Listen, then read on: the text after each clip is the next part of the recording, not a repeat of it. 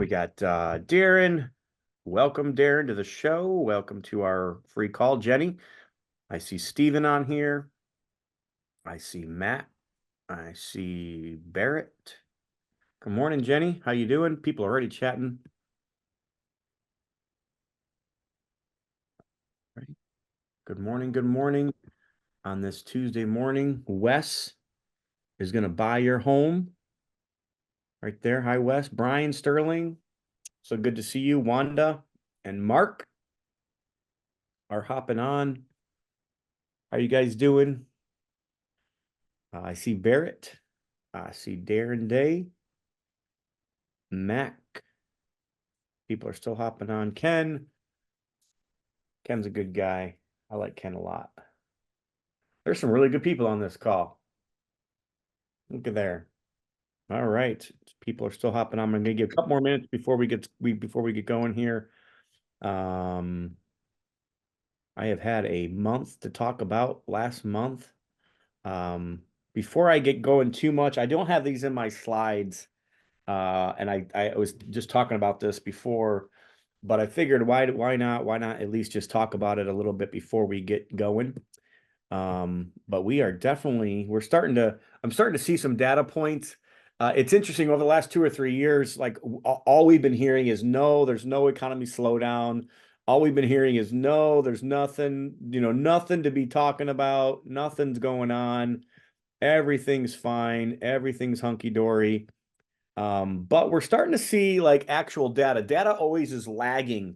I want to remind everybody about that. So whenever you're trying to collect data points and trying to prove your point when it comes to the economy or housing or whatever you're doing, it's always lagging. It's normally the people that are boots on the ground that really feel it first, and those are the people you need to be listening to if you're making decisions. And I've been saying this for about a year that we're starting to see things change. And actually, wouldn't you know it? They actually came out with the numbers from last year, and only 4.1 million houses sold last year, and it hasn't been since 2008 since it's been that low. So, and they're predicting it's going to be about the same this year. So again, it doesn't mean that there's no houses selling. It didn't drop by 50%, but it has dropped by about 30% off of its highs over the last couple of years. And obviously with COVID and free money drop, we've definitely been seeing, we saw just crazy things happen. And isn't it interesting as well? And there's this crazy, statement that when the tide goes out, you find out who's swimming naked. And unfortunately, right now we are finding that out about a lot of people we thought were good players in the market, a lot of people that we thought were good. And I mean, we had some deals go bad last year, but this year seems to definitely be the year of a lot of providers, a lot of operators, not not doing what they're supposed to be doing. And I'm hoping that people that are listening to this are never going to end up in that situation. I'm hoping that the people that are attractive to good success and attractive to the whole work to have to give are people that are faith-filled. I'm a Christian. I'm happy I'm a Christian. I'm not ashamed of that at all. But also, we want to be the right person ourselves. We want to do the right thing with the right people. That's hard sometimes, is finding the right people for the right reason, like doing the right thing with the right people for the right reason, for the right amount of time. And I think that we can sometimes only get that wisdom from God and from other, people that really know what they're doing. And hopefully that these calls have helped with some of that. Fortunately for me, I again, so far, cross my fingers, I haven't had anybody on these calls that I feel like has really been called out as a bad player. At some point it might happen. But I have spent the last 2 weeks talking to investors of mine that have had deals go bad with other different operators. And it's been a rough week on me. My heart aches because of some of it. But if you again, I want to let you guys know, if you guys have problems like that, I'm not trying to say I'm an attorney. I cannot help you from an attorney perspective, but I can definitely tell you what I would do if I was in your situation. And I really do want to be somebody that can help. I really do care about the real estate community. I care about you. Everybody that's listening to this or will listen to this later on. I really do want people to be the right people and doing the right thing with the right people for the right reason, for the right amount of time. That's really what good success is all about. It's not just about real estate. Real estate for me is just the tool and the vehicle in which that we operate in, so that we can offer a good service to somebody, so we can give to other people in need. And for me, I know that's missions. For me, that's also the city of Gary, and in my heart for the city of Gary, Indiana. And I hope you guys will jump onto that as well. I'm not saying you need to jump onto my vision, but I hope you guys will have your own vision to be able to help people and to have that mindset. So I'm going to get going. Welcome everybody. Today we've got my good friend Alisha Merriman, and I'm telling you guys, every time I listen to Alisha, every time I see her on a podcast or see her live in person, I've seen her speak, I don't know, 5 or 6 times live. I always learn something. I'm telling you guys. She is just a sweetheart. She's in Alabama. She does a great job. But not only that, is she is just super smart. She's got, so basically today she's going to talk about beginners in the Airbnb space or short-term, midterm rentals, and kind of just how do you do your research? How do you figure out if this is a good deal for you or not? And then she's going to talk about systems. It's all about systems in this game. This is a business. It's not as much real estate. It's some real estate. It's more business than it is real estate, guys. Just so you guys know that. And then how to put those repetitive tasks on automation. And she's a whiz at that. I'm telling you, I'm not sure I've met anybody that's better at that than her with that particular part. And then your online presentation. You're going to talk about that. She made a statement to me before this call. It doesn't matter how nice your house is and what good of an area it is, and if nobody knows about it. And she's going to talk about that today, and I'm excited to have her on today. So welcome, Alisha. Thanks for being on. Hi. All Good right. morning, everyone. Thanks for having me. I told you guys. You guys can just tell by her voice that she's a Southern sweetheart there. So maybe this last month, we have had a super busy month. I took my family down to our Pensacola. This is actually one of our Airbnbs that we have as our second house, and I looked up and there was like drips coming from my ceiling in a couple different places, and I was like, "What the heck is going on?" Um, and there was just a little tiny bit of mold in one area, and I'm like, there's a brand new roof on this thing 2 years ago. Like, what is going on? And so I got my guys over to look at it. So this is the kind of the mess I had to deal with all week last week. We found out that some of our air ducts weren't maybe properly done right, or maybe who knows, they were just old, and just the old way that they used to do things started disintegrating. And these are a lot more important in places like Florida than they are in places like Northwest Indiana, I'll tell you that. So we had about 4 holes in our ceilings, and we had the HVAC guy out there fixing all those things and putting all new boxes in and new. It's raining in my living room. It's actually an inside joke I sent to my brother-in-law, Josh Belk. My first rental I bought when I was 20 years old with Josh, my accountant, and my brother-in-law. And we had a lady that called us from this rental, and she said, "It's raining in my living room." So now it's kind of an inside joke with me and Josh. But that's we did have a good fun time. We've got a nice little house there. I got to go out to lunch with a couple other fellow investors, deal maker, speaker, right down here. Michael Robertson does land in Pensacola. Got to meet up with him, and then also got to talk with it's hidden from me, but Mike over there in the other corner. Yeah. My family loves going to eating on the beach down there at the Floribama Yacht Club. We went over to Flounders in Pensacola Beach. We did have some fun time in addition to the work, and I have 2 rehabs going on down there right now with other properties and stuff. And then on the way back home, we decided let's stop off the beaten path and not just go at a rest stop. And we stopped in Tennessee and went to this Bicentennial Park. I'm not sure if you guys have been there, but it was really cool. I had never really heard of it, never really done any research. I just asked Becky to find something on the way back. And it was really good. A lot of these statements were on these walls that kind of have this whole history of stuff down there. This was kind of cool. I took a couple quick short videos.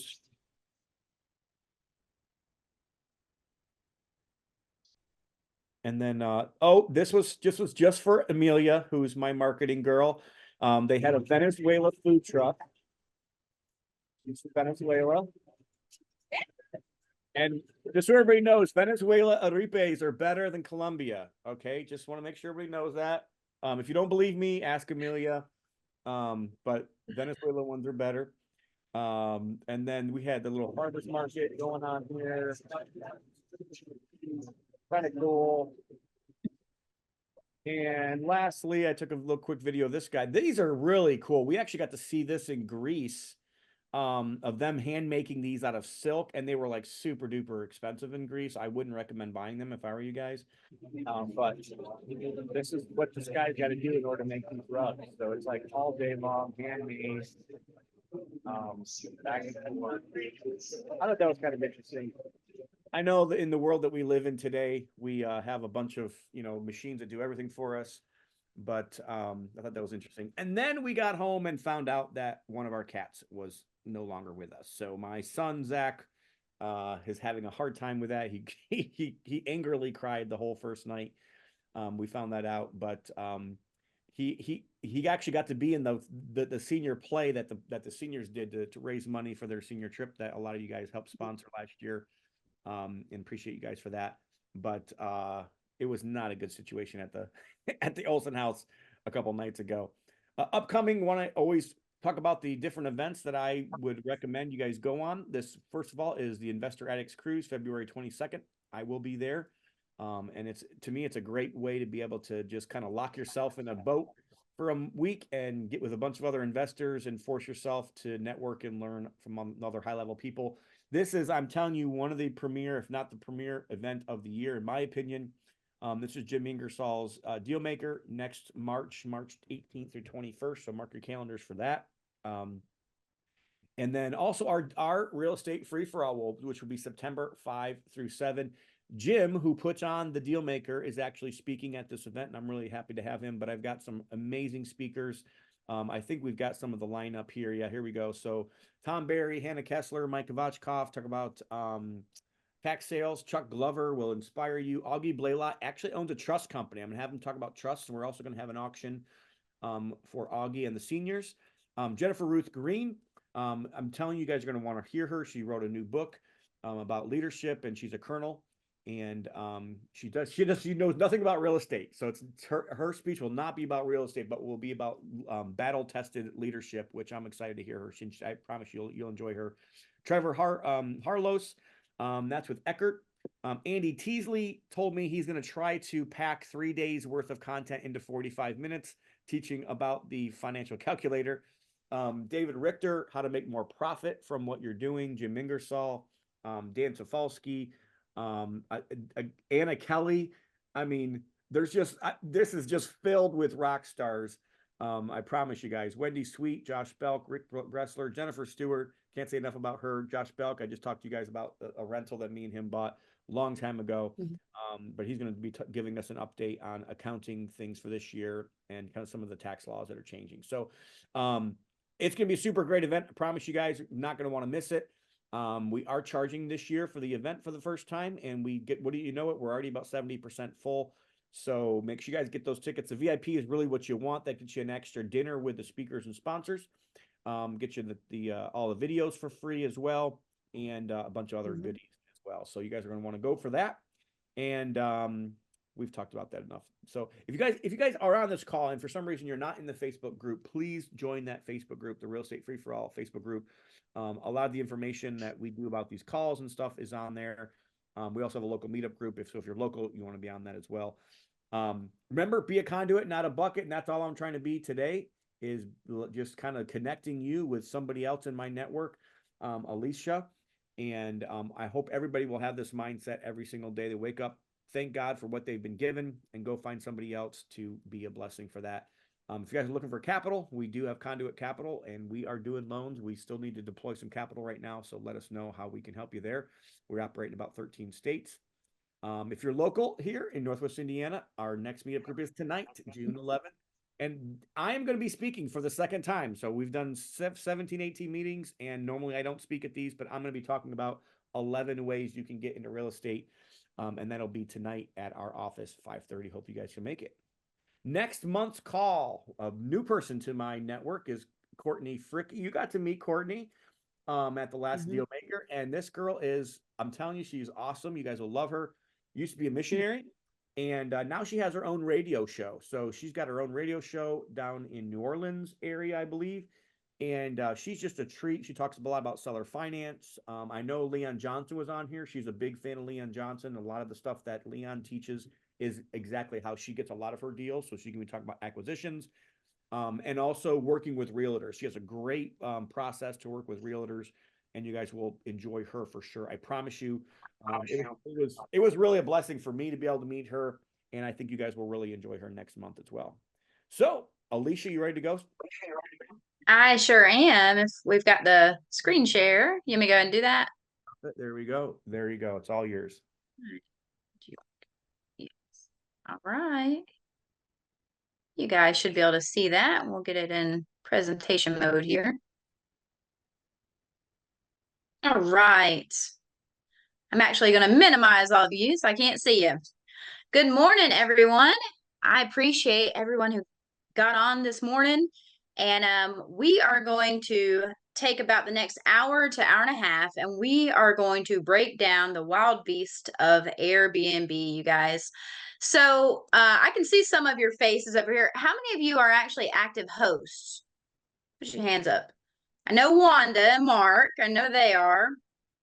Tom is. Yeah, so we got several on here. And the environment with Airbnbs have really changed a lot recently.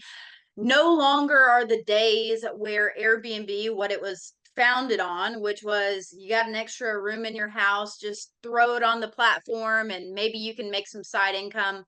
It's actually become a business for most people. It's become very competitive. And yeah, there's actually a lot of nuances now, and it's changing often, twice a year actually. The Airbnb platform themselves, they do what's called a winter release and a summer release, where they change their terms of service, they do algorithm updates, they do resyncing, they do all kinds of things twice a year. And so let's just bring everyone up to date. We're going to start with some of the basics, what you need to look for in your market whenever you're vetting properties. And we're going to take it from there all the way up to how do you automate the repetitive tasks? And you don't actually learn that typically, unless you're talking to someone like myself, right, who's been through it, until you've lived it several times. And then you're like, okay, that's happening over and over again. Let's automate it. So let me break it down for you guys. A little bit about me. My name is Alisha Merriman. I am from Huntsville, Alabama. That's where I live, as well as where I invest for now. I have a few properties in Phoenix Springs, Florida, but mostly North Alabama. I help short-term rental entrepreneurs lead teams, increase their profit, automated integrated systems. And I'd say that's the part that really has brought a lot of notoriety into my life, because it helped people get their life back, right? And so yeah, I'm a furnished rental investor. I have a couple just regular buy and holds. I got my break in real estate at the young age of 18. I bought my first flip, and I still flip, but not nearly as much as I used to, but I'm not opposed to it. Like Tom mentioned, the market has been a little bit stale, so that's not the best thing as of recently. But that's who I am, you guys. Disclaimer, this is for educational purposes only. This is from my personal experience, my boots on the ground, my school of hard knocks, right? And I've been told, hey, you gave that person different advice than you gave me. So I always like to say there's different advice for different people. Someone who has not even started their first property, and somebody who has 10 houses versus a hedge fund, right, where maybe they're buying 100 doors or 100 units, all three of those people are going to get vastly different advice from me as to how to move forward. So depending on where you're at in your journey, things might be a little bit unique for you. And maybe that's a private conversation we have. And Wanda, we've had several private conversations to try to get her up and rolling and continuing up this big hill, right? But ask the right person the right questions. If you do have any questions about your tax concerns, legalities for your state, I may not be the best person, but I would tell you who I know in the market, who I would go to, right? I'm more than happy to provide that. I'm All glad you right. brought So quick over. I'm glad you brought that up because you get that question asked all the time, right? Whenever you speak at a conference, if you were in real estate and you were going to get in real estate, what's the one thing you would do right now? Like, where would I start? Um, and I think a couple of years ago, I would have said short-term rentals for everybody almost, I'm not sure I would say that today, but a couple of years ago, it was a crazy market. And it was almost too good to be true. So, appreciate you bringing that up. It was almost too good to be true. Absolutely. Really, if I was bare bones, I didn't know anything about real estate, Tom, I would start at the RIA. Go to your local RIAs and just rub elbows with other people who are doing it. And I'm telling you, that's a great place to start. In those rooms, that's where you're going to meet your contractors, your local insurance agents that are happy to work with investors, your local attorneys, private money lenders, the old guys sitting quietly in the back who eventually say, "Hey, I've seen you here 4 times. What do you do?" That is what it's about. Go to your local RIA if you truly are new to the whole idea of investing and real estate. And I'll tell you, a little bit off topic, but still in the realm of real estate, I never pull the trigger on a deal until I've lined up 3 things, which is exit strategy. How am I going to get out of the deal, right? And make money. Tax mitigation, which is not tax evasion. Don't confuse the two, but how do I get out of the deal and pay Uncle Sam the least amount possible? And then protection. What documents need to go into place to protect the buyer and the seller at that closing table, right? Because attorneys don't know everything. And learning those 3 topics, tax mitigation, protection, and exit strategy, all can come from your local RIA, for sure. Yep. But guys, whenever it comes to the macros of Airbnb, this right here, these 4 topics are where people typically hit the wall. Analysis paralysis. They're not going to move forward because they're like, "Oh, is it a good deal? How do I know? Once I get it, who do I market it to, right? Oh my gosh, I have a full-time W-2 job. Who do I hire?" So these are a lot of the questions we run across. And then once the property is actually in your hands, how do you market it? How do people find you, right? How do you restock and create that flow in the property where the inventory is there for your cleaners, to use and to restock? How do you get all those repetitive tasks automated, right? So I hear this a lot. Why join the short-term rental market, right? For me, it all started about cash flow, but the next slide, we're going to talk a little bit about cash flow. But short-term rental rates, right? You're typically going to earn anywhere 2 to 3%. Heard the old 1% rule. Well, it could be 3 to 4 times what going rate rent is, right? That's pretty common. What you would actually bring home. No built-up maintenance bill because hopefully you are maintaining and cleaning this property weekly, monthly for some people. No more rent collections. I've very, very, very rarely, maybe less than 5 times, I've had to actually contact a guest about their payment not going through on Airbnb or even a direct booking. It happens very, very rarely. No more rigorous screenings. You can screen. So for all those landlords who are like, "Oh, well, I want to vet who's in my property," that's fine. They make tools for that now. Trust me, all those people who have had the parties and done wrong on Airbnb and they've got 2 accounts that have been linked to their social security number or the same credit card, those people made it onto a list, right? And you can actually pay for software that can, it's one of the most popular softwares is called Auto Host, Auto Host, and they will do all the vetting for those people, whether they're direct booking or whether or not they're coming through an OTA, an online travel agency. So technically no more rigorous screenings, no more evictions, right? You might have an ejection. I am seeing an uptick in that, but it's rare. It's very rare, right? People staying less for most states is going to be 28 days and less. It's a bit different. You're an innkeeper, right? You are paying lodging tax in most states. And because of that, it's more like trespassing, and so depending on the term of their stay, of course.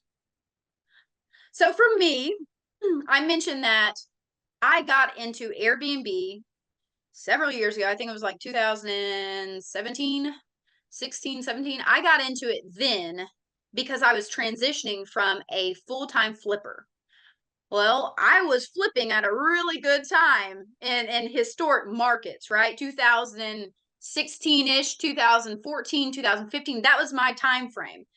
And because the market was hot, I was used to making $30,000 and $40,000 spreads minimum on my properties. I actually would not touch a flip, and I still won't touch a flip unless I know I'm going to make $30,000 to $40,000 minimum.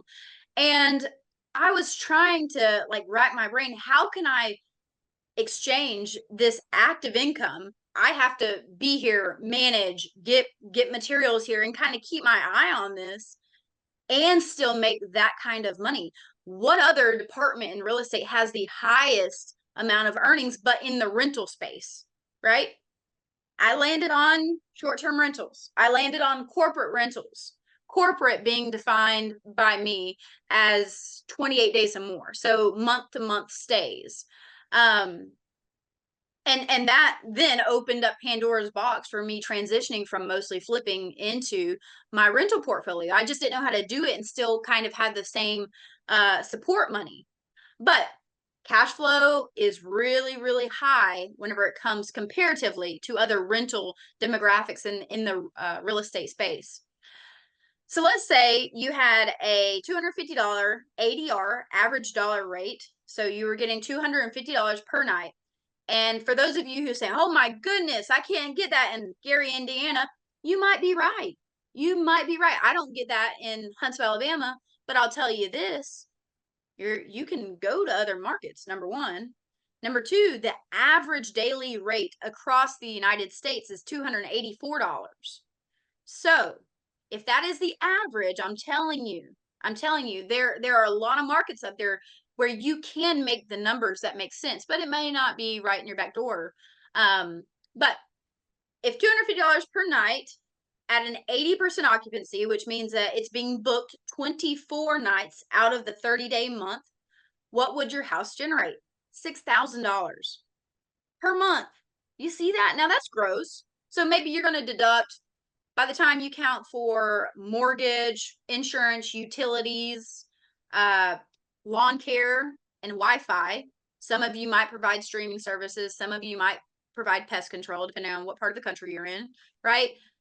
But we're still talking, for a lot of people, that's going to be a cost, an expense of $1,400 up to $2,100. But yet you're making $6,000. Dude, those numbers work. That is extremely good cash flow, right? So that's why I dove headfirst into this. So cash flow, I learned this part, hindsight, right? As most of us do. And I always go back to this. In my head, I have planted the seed of this is what real estate represents. These 4 things: cash flow, appreciation, debt pay down, which is also referred to as equity, and then the tax bennies, okay? These 4 things, every single piece of real estate I buy, I think about these 4 things. And at this point in my career, I'm actually less concerned about the cash flow and more concerned about these other 3 things, right? So cash flow makes you rich, but equity will make you wealthy. I mean, you guys, those of you who have been in real estate as of recently, within the last 6 years, you can literally feel this statement, right? Equity will make you wealthy. Okay.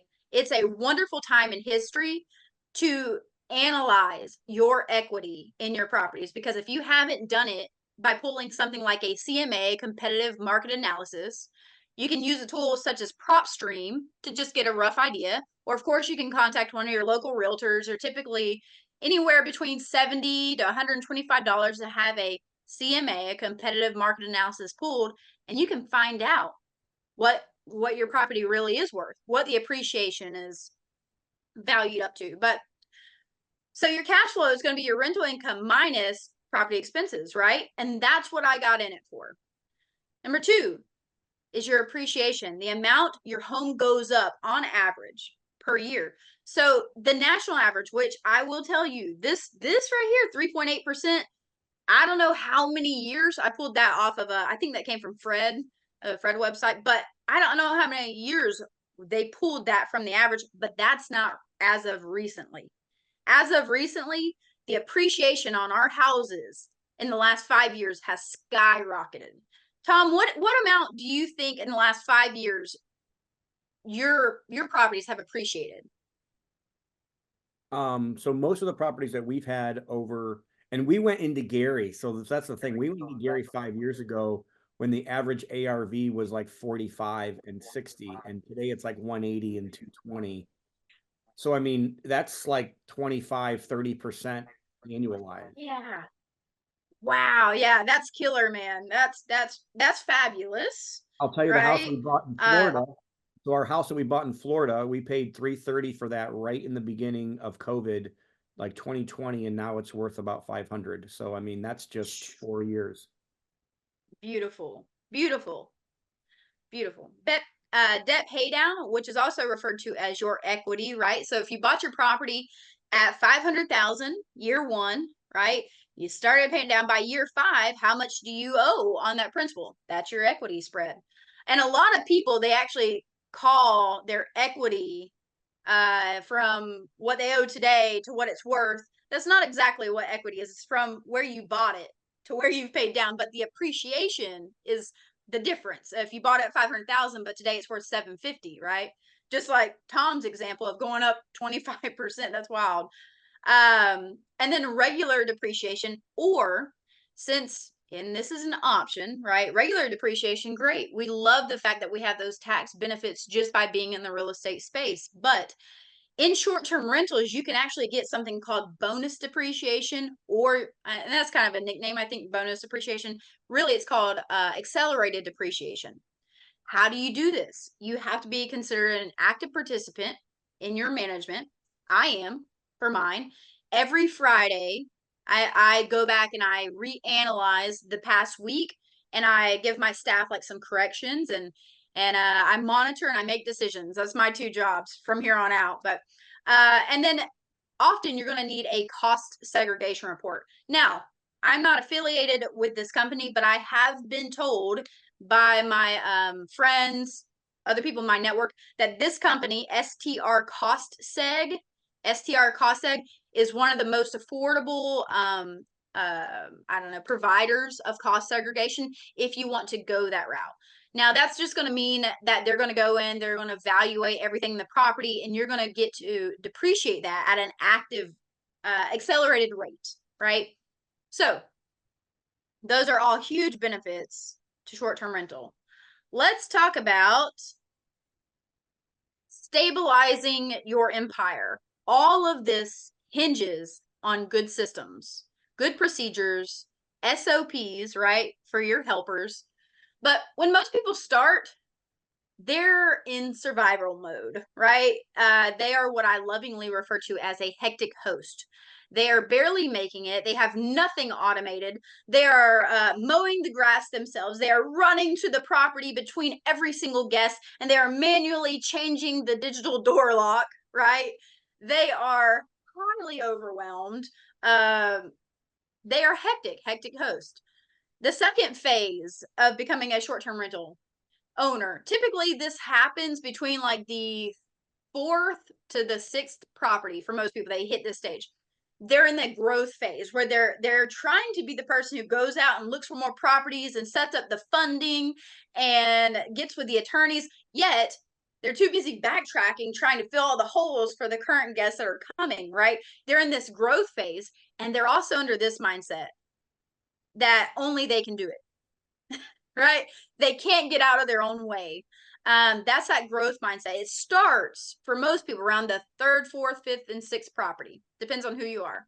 But it typically, they either break and they get out of the business, or they level up on about that 6th and 7th property. Okay.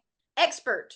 Most of these people have like 9 properties or more, and they come to a point, to a realization that they have to hire help, right?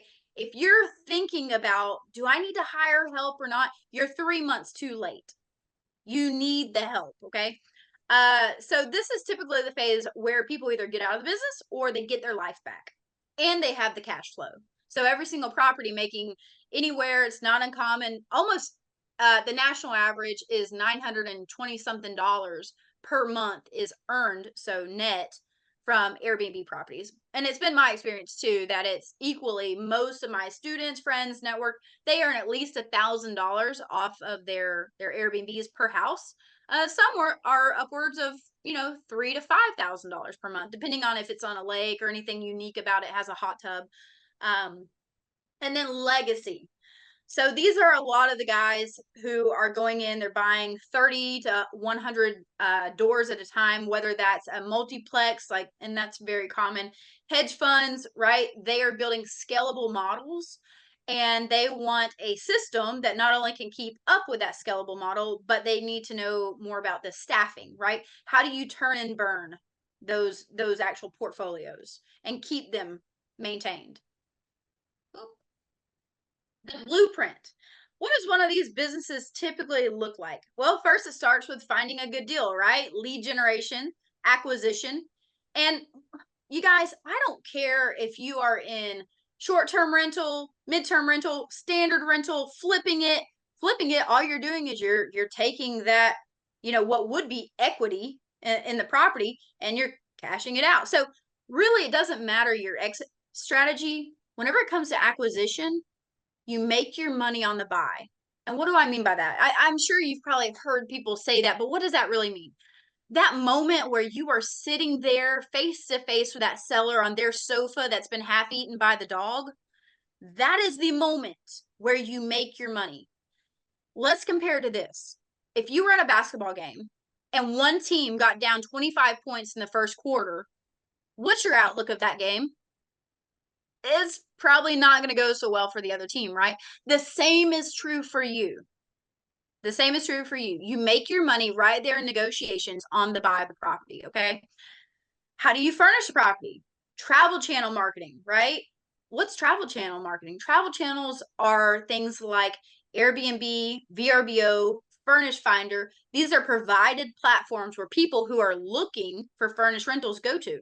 Local channel marketing, those are things more like Facebook Marketplace, Craigslist, right? These local classifieds. Systems. After you've got the house, you got it furnished, you got people checking in, now you start to go, whoa, this is overwhelming. I've got to put some systems in place to help me, right? I'm starting to see the patterns of repeating events, right? Team scaling. I know this is doing pretty good. Let's bring people on. What does that look like? How many people? Who? Business to business marketing. Wow.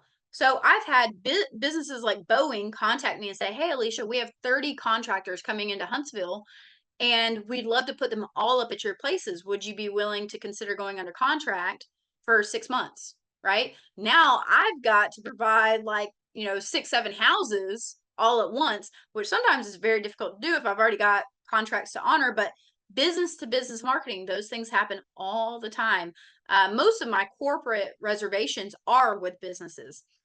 Leaning out. So now, how can you start shaving off the top? How can you start lowering your expenses? So if you've got 10 houses, what's the chances you take that to your lawn care guy and you say, hey, instead of me paying this guy, that guy, that guy, and that guy, what if I gave you all 10 properties for this amount? I want it mowed every 10 to 14 days, right? Things like that. You can start shaving down your expenses because of the quantity you bring to the table, what you bring to the market, right? Or other things. Could you be a good steward of credit card that possibly has points? And you're now earning points, but now you're putting it on a credit card and paying it off every month, but yet you're earning. So now it's coming back and it's refeeding you, things like that. All right. So touching in on these macros of Airbnb, is your property suited for a short-term rental? So these are my ideal properties. It doesn't have to be yours. Just note that. Pull you guys up. 3-bedroom, 2-bath. For my model, smaller is better. Why do I say that? My target market are elderly people, solo travelers, couples, right? So if I have a house that is a 1-1 or a 2-1, and it's very unlikely that I'm going to have partiers or any of the other riffraff, pets, kids, all that doesn't come to my properties. I really have more of an older clientele or a business-based clientele, executives coming to town for work. But I also have the ability to do that where I am because we have NASA here, Redstone Arsenal is here, SpaceX is here, Facebook is here, FBI headquarters is here. We have a lot of business like that. So for me, smaller properties are better. They're also cheaper to furnish. So a 3-bedroom, 2-bath or smaller, I can typically furnish for $4,500 to $7,500. And that may sound extremely cheap. You know what? It is. I'm going to buy leather sofas that can be sanitized, but that are gently used from like a consignment shop. I'm definitely going to buy brand new beds, brand new mattresses, brand new linen, brand new TVs that people can link with their apps, right? Those things matter. But you can wash dishes that are in good shape. You can wash most things, right? Throw rugs, all that kind of stuff. So I would highly encourage you to go and get gently used consignment shop items because trust me, hotels don't buy it brand new every time you show up. And the fact of the matter is your tenants are going to be kind of rough on it. So whenever I hear people, they're like, oh yeah, I got a 4-bedroom house. It was $29,000 to furnish it. I was like, mother of, that's crazy. You are literally throwing away 2 years worth of profit plus, right? I mean, potentially. It depends on what market they're in, of course, but I would never, even if I was like in Nevada, I would never pay that much. Alicia, what are the Tucson, I've things, heard of a lot of properties. Alicia, do you mind if I interrupt here? What are the things that you do buy new? Because I know for us, like we buy new TVs, we buy new Mhm. mattresses. Mattresses are a big deal, new Yep. linens, a lot of the small stuff that you can just order at Target, in the kitchens Yep. and that kind of stuff. But really, all the furniture is rarely ever brand new unless Yeah. it's like Me too. little box things that you can buy that you put together as kind of shelves. But I mean, and we found the same thing to be true. With these numbers, if it's a 4-2 bed, if it's a 4-2, we're probably on the high end of that. We're probably Yeah. 65 to eight Yeah. thousand It is. dollars. If it's a 2-1, we're actually probably cheaper than we're probably like 2,500 on a 2-1, Oh or yeah. Yeah. 1-1. So she's 100% right, guys. Don't think that you have to buy new. No. It should be nice. It should be something that you don't want to put in your own house. You doesn't need to be moldy furniture, but you can get Yeah. really good deals on this stuff. I completely concur with that. Well, even appliances gently used, I'm okay with that. I will tell you, I am a stickler about the door locks because in my case, the door locks are linked to the Wi-Fi and I have them backlinked to a system, so the door locks are always brand new. Sure. Yep. Um, and buying things that just add security to the property, like little chains. I don't know if any of you have ever walked into a house and popped one of those chains. They add zero actual security, but it makes the guests feel better for sure. So things like that, they do matter, and that may be something you want to buy brand new. But in general, all the furniture you can really buy gently used. Something that can be sanitized is ideal. So instead of soft surfaces, hard surfaces, right? Leather, things like that. Wood, metal, hopefully not too much glass. Utility costs for smaller properties, they're typically a lot lower, right? Cleaning costs and turnover time.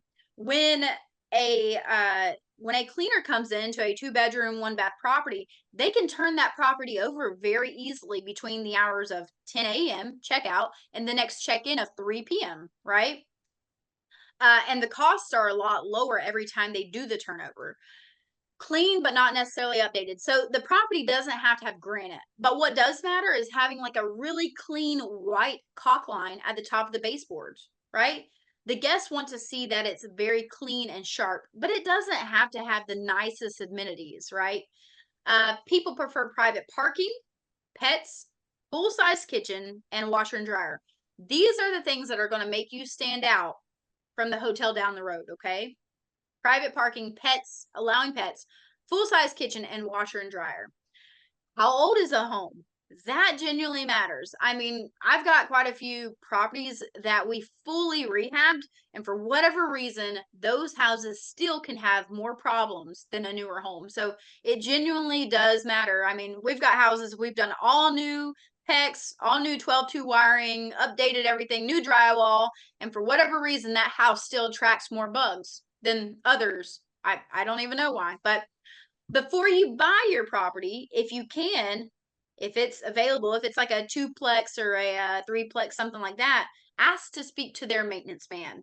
A lot of times a seller will think, oh, she's going to continue and hire this person on. But I'll tell you that maintenance man, it's the canary that can sing. He will tell you everything that's wrong with that property. And that's kind of what you need to know before you get into it, right? Another little tip here is whenever you are considering allowing pets, you don't have to. But I'll tell you this, the majority of travelers are now millennials. Millennials believe that all pets are their babies and not so much real children as much. And so if you're going to use something to screen pets, you need to screen all pets. I use something, or I have used it. I actually don't use it anymore, but petscreener.com, it used to be free to host. Okay. But if that's your policy, apply it to all pets. Don't get a fair housing violation, okay? Not the one person who says they're bringing their emotional support animal and it applies to that person only. Don't do that. Basic market research. So this is truly basic as it can be. Is there an extended stay hotel within 5 miles of that property? Okay, so think about this, you guys. That hotel will do millions of dollars worth of research before they build that building. Things like companies like the Comfort Inn, I know that they need to guarantee their investors at least a 72% occupancy rate before they will break ground and commission the build of something like that. So if they've done all the market research and you're within 5 miles, what's the chances of you being able to draw that traffic to you? It's very likely, right? Another question, me as a woman, would I walk down the street at night, right? Forget what the city labeled it, class A, class B, class D neighborhood. It doesn't matter. Would you walk down the street at night? So if you can't answer this question with a yes, then there is a very good chance that the guests will book, they will pull up and they will never even get out of their car to see how beautiful that property is on the inside, right? They're going to leave. So that's something you can't outwork that situation right there within a weekend's drive. And I say this because people are getting more mobile, they're not as tethered to their jobs. It needs to be within a weekend's drive. So especially if it's your first property, you will have to be on site some learning how these hoops work. And so hopefully it's within 5 or 6 hours and you can drive there easily in one weekend. Now, if you're a veteran in this, it's all open game, right? I have friends who have properties they've never even been to in other countries, and so it's different for the experienced host. The market research has proven through Airbnb that the best performing properties are within about 30 minutes of national forests or state parks. Okay, I will give you a little caveat: if it is considered a very rural property, ideally your property, the guest is able to see another dwelling from the property, and you might think, oh, well, I want it to be super private. Think they're coming down that long twisty road at night and it's blackout and they can't see anyone in sight. Sometimes they get a little off put by that. But state parks and national forests, now I will tell you, I have seen things where we call them lovingly golden triangle markets. I think I vetted like 2 or 3 this past year. But what a golden triangle is it's within 30 minutes of a major metropolitan city, 30 minutes to a state park or national forest, and then maybe 30 minutes to a highly sought after attraction, maybe the Great Lakes, maybe whatever the case may be, right? So this triangle, this area would be referred to as a golden triangle. And yeah, those properties get a really high average daily rate. And they're not always super expensive because a lot of times being 30 minutes from a national forest, they're pretty rural, you know. So during, middle of COVID, we'll call it 2020, 2022, we had a major uptick in Airbnb host. The national stats that were published was like 15 million long-term rental landlords converted. They threw some furniture in there and they converted to Airbnb host. I am pleased to say that this has mostly went down back to its normal numbers. Okay. Those landlords quickly realized that they did not want to be in this business. And it's not because they were running a hotel like we've heard them all say. It wasn't that. It's the fact that they could not or not were not willing to automate the repetitive tasks for the amount of additional income. So maybe they were very, very used to for the last 10 years making $1,000 a month and they were okay with that. Like total rent, right? They were probably only earning $300 a month unless it was paid off, right? So some of them, when they were making $4,000 a month, that's great and all, but they didn't want to do the extra work, and most of them have went back to their long-term rentals. And it was really all the temporary laws that got put in place in a lot of states. Some of those laws were not temporary, where it was pro tenant and not pro landlord. All right, so let's start talking about some market research. How do you analyze properties? For me, I like to use these 4 websites, these 4 tools, these 4 providers, right? AirDNA.co, which most of you have heard of. They have something called a rentalizer tool, Mashvisor, Rabu, and then Airbnb itself. Now, a lot of you guys are only looking on Airbnb and you're like, oh, it's great. Look at the neighbor's house, right? That's not necessarily the best thing to do. It's good. You need it, but Mashvisor. So the reason I go to Mashvisor is typically if I'm trying to find a market for myself, for somebody else. The thing I love about it is here's a caveat here. You have to click this little short-term button on the right-hand side and not the long-term button. That'll mess you up big time. But pressing the short-term button, you can then take a map of the United States and go over it, right? And it lights up. There's red is bad and green is good, right? And so now all of a sudden you can find the good areas that Airbnbs are performing well and then the bad areas. Through Mashvisor, they can give you estimates, of course, of Airbnb cash on cash return, rental income, average daily rate, and occupancy rate. All those things are needed. But more than anything, you can find out the areas where your neighbors are performing well at just a glance, right? Ooh, let me see if I skipped one. I wonder if I am missing a slide. Well, I got these out of order, but that's okay. All right. So guys, before I jump into the next slide, we are going to talk about what kind of data I'm looking for on at least 3 of those websites, not Airbnb, the AirDNA, the Mashvisor, and the Rabu. I'm looking for these 5 metrics. That's it. Let's find out through these 5 metrics if this is a good performing property area, that kind of thing. Average daily rate. You want the average daily rate to be at least $120 plus. Okay. So if it's $120 plus, there's a good chance that you, as being someone who's doing this as a business, not a fly by night, you're doing this with the intention to be a great provider for your guest. You're doing this with the intention that it's going to be a business. You'll likely earn anywhere from 150 to 180 or higher per night if the average is 120. You see what I'm saying? Occupancy rate. Ideally, in a dream market, we want a occupancy rate of 69 to 72%. That can be higher, of course. That's great. But sometimes things are too good to be true. So now you need to look at how many properties are they pulling their average from, like 2, right? So occupancy rate ideally falls somewhere between 69 and 72%. Now, rental growth rate. So this is typically a graph that's provided by these companies, those companies that we're going to, Rabu, Mashvisor, and AirDNA. Those are called data aggregators in this business. Why? They're pulling data from all the online travel agencies, and it's pushing it together to give you a graph, right? Data aggregators. 3, rental growth rate. So this is a graph that can tell you quarterly, Are rentals increasing? Are they decreasing in the area? Is there growth? You always want to see a little bit of growth, but you don't want massive growth at one time, right? Of the number of Airbnb operators coming to the area.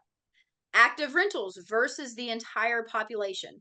Okay, so this is the one where a lot of people get confused and they overuse the term saturation. They always say, oh, well, my area is saturated. But is it really? How do you know? Have you done the metrics? So if you take the number of active rentals, which is posted, right, for your city, your area that you're looking at on those data aggregators versus the entire population, you can get a ratio. Okay, divided by the entire population, you get a ratio. So if your ratio comes out to be 135 people in the population to one short-term rental, that is good. If it's 235 people to 500 people in the population to one short-term rental, that is ideal. If it's 500 people to one short-term rental, that is amazing, but check the occupancy rates. And I say that because it's almost too good to be true. Really, whenever you take the number of active rentals and then you divide it by the entire population, ideally an area that has more than 80,000 people, right? Those are, and I say that just based on stats, those are the best performing communities for short-term rentals with a population of 80,000 or more, but it's not required, totally not required. Hopefully you come out with a number of 235 to 500 people to every one short-term rental. That's how you actually find out if your market is saturated, okay? And instead of hearing all this TikTok hype, Airbnb bust, all these things, every market saturated, it's just not true. And a lot of those people that did saturate it were the long-term rental guys who have now gotten out of the business, right? And then average rental size. What do people prefer in that area? Is it a 1 bedroom, 1 bath, 2 bedroom, 1 bath, right? 3 bedroom, 2 bath, that kind of thing. So what would this look like, those 5 metrics in real time? Well, let's look at this occupancy rate, 67. That's right there. I'll take that. I know we said 69 to 72%. 67, that's close enough. I'll take it. Now, this was a live shot of Miami, Florida. Average daily rate. Remember, we said $120 average or more. Okay, 233. I'll take that. Sure thing. Active rentals. Ooh, 14,200. That's a lot of rentals. Rental size, 2 bedroom is people's preferred. And then rental growth. We can barely see it down here, but it upticked by like 2 or 3%, which is, it's quite a bit. That's quite a bit of growth in a quarter. Okay, so here we have a kind of high. You would want to see that like 1% or maybe a little less, but still positive. And a lot of rentals. So I don't remember what the ratio exactly. If anyone has it, I don't have my chat on, but maybe you can chime in, Tom, and tell me what the population for Miami is. Anyone got that? I think it's around 3 million, but I don't know. I can try to find it. I'm going to put it in my calculator. Does anyone know the population to might be in the chat? You want the MSA or do you want just Miami? Because Miami is about 450,000. All right, we'll just do Miami is fine. 450,000 divided by, I just want people to understand how we got this, divided by 14,246 active rentals. So that means that is for every 31 people in the population, 31 people, there's one Airbnb. Y'all, one Airbnb for every 31 human beings in the population, that is not good. If we look at this previous one, you want at least for just a good market, 135 people in the population to every one short-term rental. You see how saturated that is? So just knowing that metric, even though these other 4 are doing great, me knowing that metric, I would run for the hills. Run for the hills, okay? So right there, that's how you can find out a glaring issue in a market. Just 5 metrics. It's not that hard. And then, you know, you can, of course, if the property was a performing Airbnb before that, then you can dive into what their net income and all that stuff was. But you need to ask yourself these 5 questions first, right? Answer these for yourself. Then take the same 5 metrics and go over to Rabu. Do the same thing. Look at future projections, pull the averages, right? Pull the market data. Now, all 3 of those sites, MatchVisor, Rabu, and AirDNA.co, they all provide you with something called a short-term rental calculator. And you're going to ask yourself, well, Alisha, how come Rabu said a little bit different than AirDNA? Because maybe it includes furnish finders. Maybe it doesn't. Like maybe they're pulling from more sites than others, right? But put your information into a short-term rental calculator, and it's going to tell you whether or not the data aggregator thinks that's a good deal or a bad deal. It's going to tell you the percentages. Do a gut check, right? At that point, you're going, can I really outdo that population, that saturation in my market? Can I be the best provider there is? You have to ask yourself that and then make a decision from that, right? Being a nosy neighbor. What does this look like? So you need to ask yourself when you're creeping on the neighbors, you're ideally looking for a neighbor that has 4.9 stars plus. Hopefully they have 100 plus verified reviews. Now, of course, you can drop that down to like 50 if no one has 100. Maybe they just opened up and allowed short-term rentals or something in the area, right? But ask yourself, who is their target market, right? If it's got a lot of textures and velvet and it's very bougie, there's a lot of canvas paintings and so forth, that's going to be a millennial crowd, right? They're targeting artists and they're targeting content creators. That demographic, you'll know that's how you need to decorate your place. If there are handrails in the showers, you're probably pretty well aware that that's a retirement community or an older crowd, right?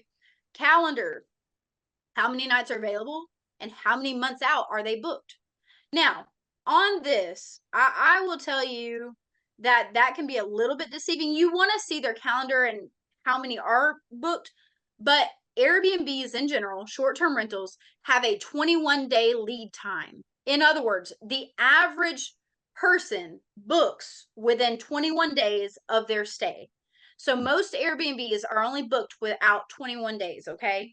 So keep that in mind. Pricing. How much is their average daily rate, right? So what are they charging? If your neighbor is charging $30 a night, and I have seen that, then you should maybe reconsider, right? Definitely reconsider. Feedback. What are the reviews saying? What stands out about this property? Is it because they have, not that I love this at all, in fact, I wouldn't have one, a hot tub, but sometimes in certain markets, you can't compete. In Gatlinburg, Tennessee, you're not going to make it if you don't have a hot tub at your property, okay? Quality. What amenities are they providing? Do they have to provide, you know, like baby playpens?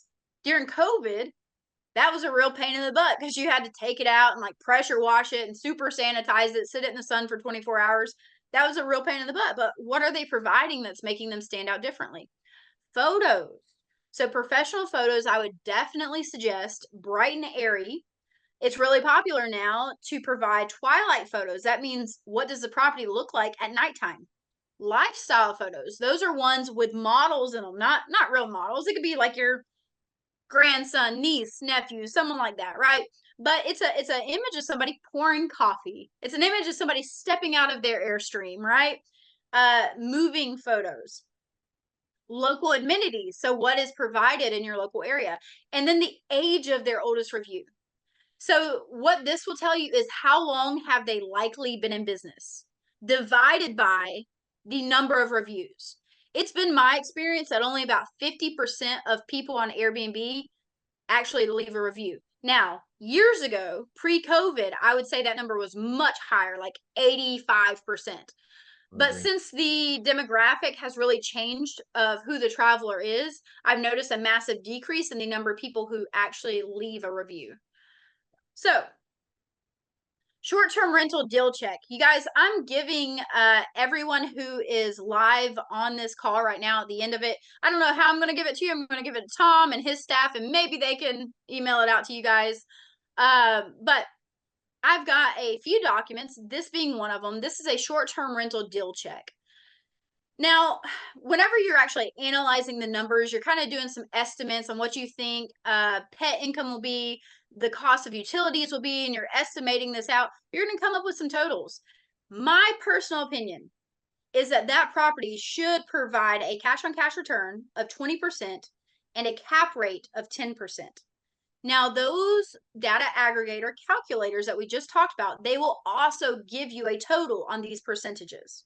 So between using their information, this deal check, right, you should come to a conclusion of something that you're comfortable with, right? Target market. So, Tom, I want to ask you, who is your target market right now at your properties? Well, I mean, ours have changed over the years, and I concur with a lot of what you've already said. We had one, we thought it was fun. We went to two, and it was like, oh, wow, this is like 3 times as much work to do two as it is to do one. And then we went from 2 to 5 very quickly. And again, this is like 2016, 2017, guys. So completely different market. I mean, I think 80% of the people used to do reviews, and now it's like 20. Like it's a lot lower than it used to be. Um, but so and then we went quickly from in the next year we went from 5 to 15, and we were pulling our hair out. We had systems, we had cleaners, but like it just didn't even matter. When you've Oh got man. 8 or 9 turning over on Sunday, and you've got 3 or 4 Yeah. cleaners, and then 2 of them decide that they're not gonna show up to work. So without people, this still doesn't work. There's some automation that can happen. I know that there are some places you can find some cleaners. We've tried those out. They haven't worked in our areas. They're not good in our areas. I think they're probably good in some other better areas. But the cleaners that are on there are just horrible cleaners in our markets. And then we went back. So we were pulling our hair out saying we're skipping church on Sunday because we're having to clean houses, and this is not why we got into this business. So we like started selling our Airbnbs and went more to the midterm rental market. So now we only have 2 that are Airbnb, and we have 42 that are midterm rentals. So our typical Woo! market is really traveling workers, and it's insurance. It's and I'm glad that you brought up a couple good points on this so far, which is like finding the industries in your market, because those industries that have traveling workers, like the oil industry has a lot of traveling workers. Space, you got space, and you got some stuff like that, FBI, Google's, in your market. We don't have that in our market, but um we have the BP refinery right here in Northwest Indiana. So we get tons of workers. I mean, normally in the summertime, we've got 9 of our houses filled with BP workers. Traveling nurses are great as well for the small ones. I think their stipend has gone down over the last 2 years. They used to be more than willing to pay $2,400 for a place. Now it's kind of hard to get $2,200 out of them. But then so you just got to figure it out. Like, and it changes, this business changes. For again, so it's really getting on the main websites, and then, the insurance, and then trying to get connections with particular businesses. And that's who we like. Like we like it when they're not paying for their own stay. I literally Yeah. have a kid from Huntsville in one of my Florida properties. He's going to college at what are the big colleges in, not Alabama? UAH, No, the other one. University of Alabama, Huntsville, No, the big UAH, one. The big colleges in A&M, no, UAB. No?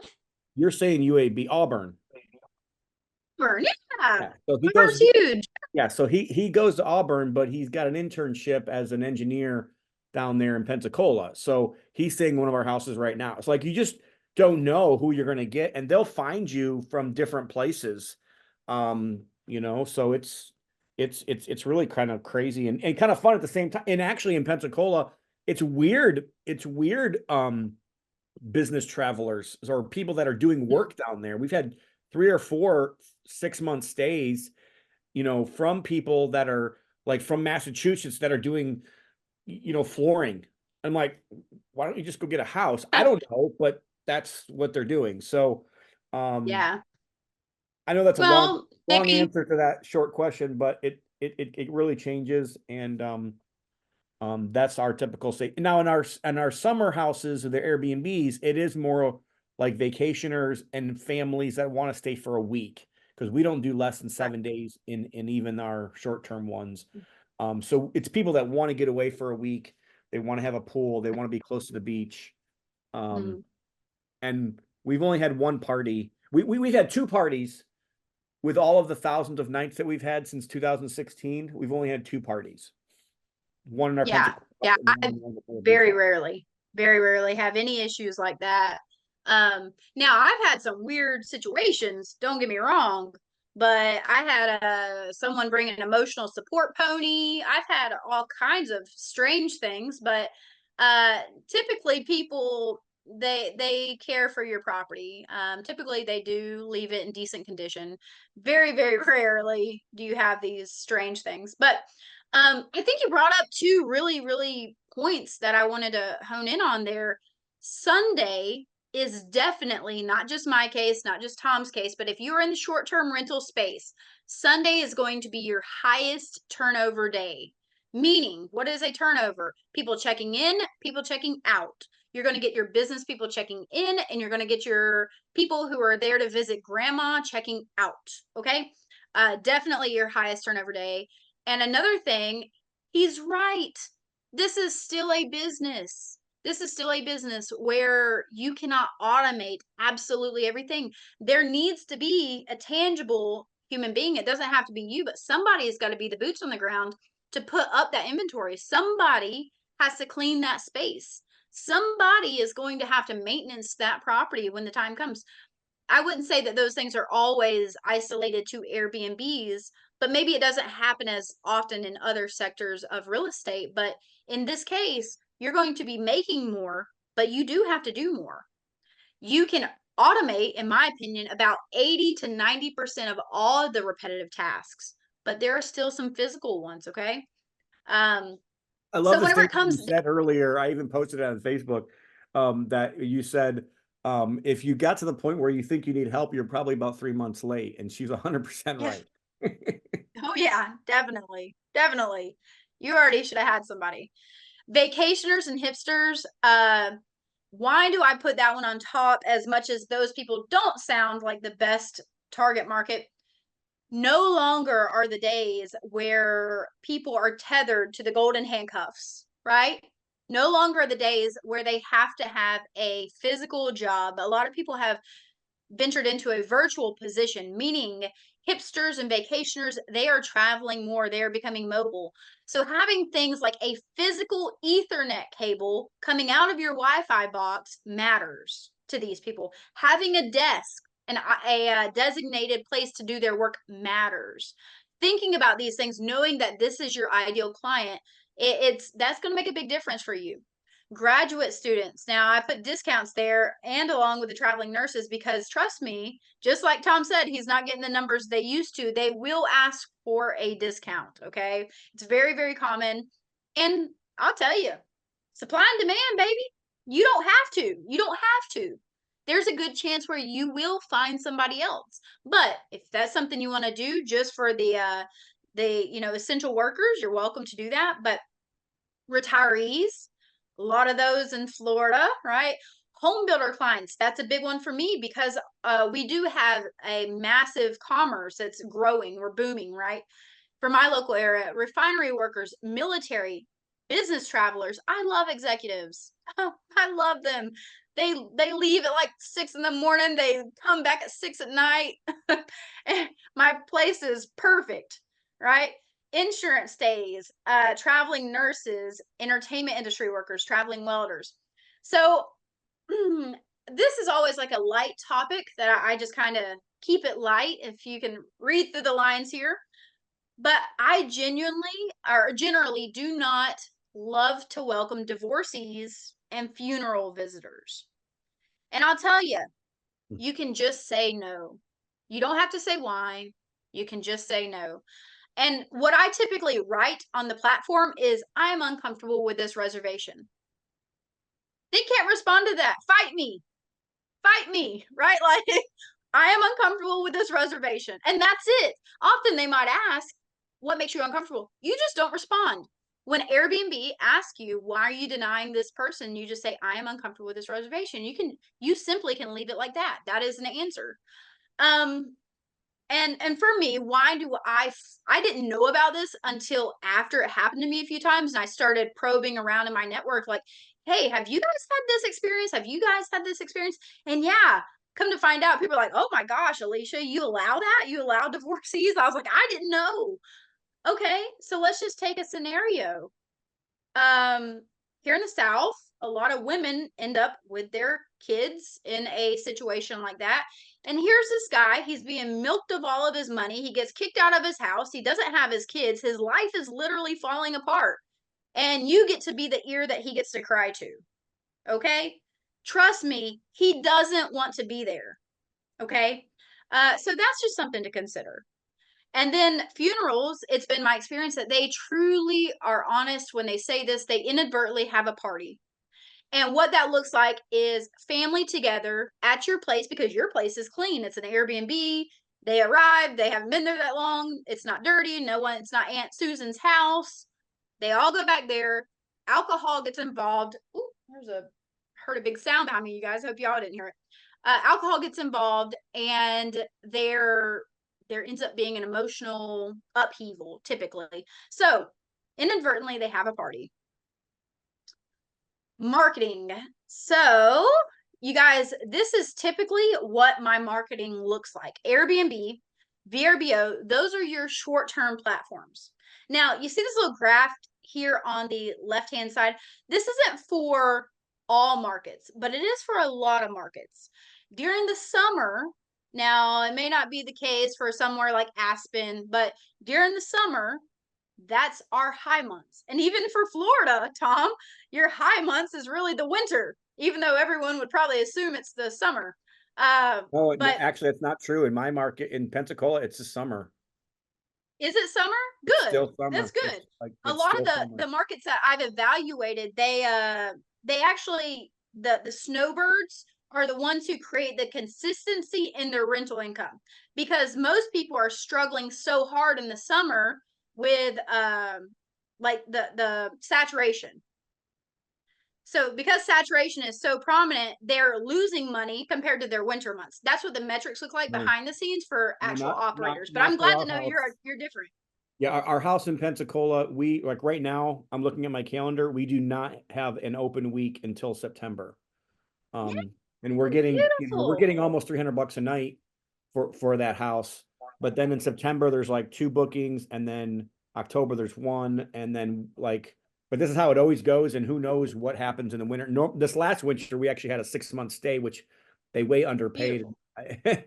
I Nah, do not like 6-month stays in that house, because I think they end yeah, up making the house worse, which is partly the reason why we went down, so we could yeah. clean the house and make sure it, because that is one thing that you guys should know. The longer the stay, the more you're going to have to actually clean. It's not as, Mhm. it's a Oh yeah. much easier clean if somebody's only been there for a week.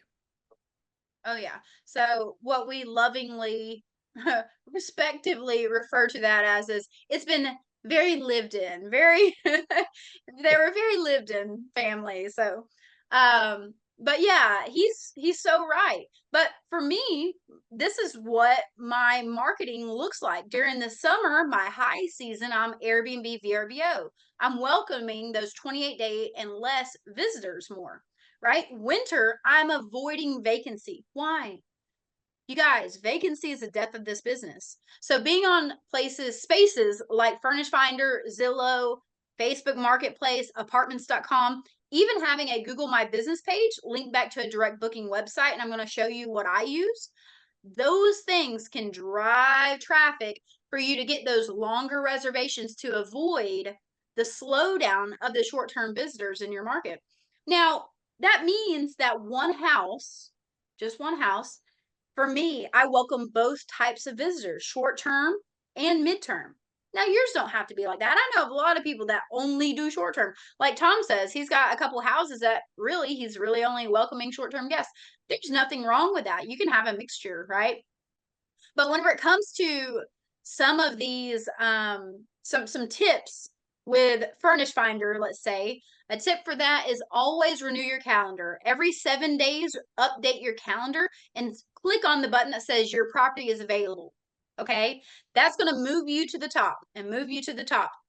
Zillow, a good tip for that is on your what they call a hero photo, which is the very first photo. So if they're scouring Zillow looking for a property, when they drag their cursor over your property, it pops up one little picture. That picture is called your hero photo. On that photo, have a banner, a black and white banner that says furnished. Okay? Furnished. Because that's where they're going to, that's really what they're looking for, furnished housing. And so whenever they see that pop up, they instantly click on it and off you go, right? Facebook Marketplace, right? I'm going to highly suggest that you do and I know some people are against this, but a paid ad for 3 days at $7 per day.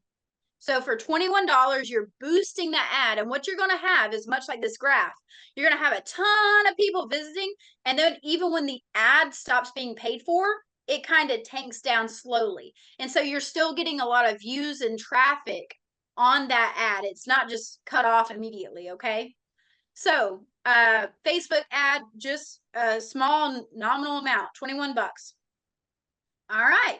Well, you do that when it's empty. You don't just do that at any given time, only if it's empty and you're that's trying correct. to fill. Okay. Yeah, only whenever I'm trying to fill. Yeah. Other than that, we just leave the ads kind of dormant. And what that means is maybe we haven't turned them off, but we're still letting people contact us about it, about their date. So now we are putting them in queue to go back and recontact those people because maybe they arrive in August, right? And maybe we don't have a vacancy today, but we might. And so we reach back out to them. You guys, I get asked this a lot. And again, I'm not a tax professional, but this graph, I did not create this graph. I copy and pasted this graph off of H&R Block's website. So if you start here and you ask yourself, did you personally reside or stay at this property during the tax year? Most people are going to say no, right? Did you provide substantial services to the guest? Now, substantial services is a very loose definition, and often that's up to the tax professional themselves. I've had a tax professional that says, hey, paying for electric, that's substantial services. And another one would tell me, nope, that's not substantial services at all. Maybe providing breakfast every day is substantial services, right? So for a lot of people, they're going to fall under the no here for Schedule E. Okay. And just something else to note, mylodgingtax.com, that is a website where you can go to find out what your state tax and a lot of the local principality combined tax will be. So what will your total lodging tax or accommodation tax be?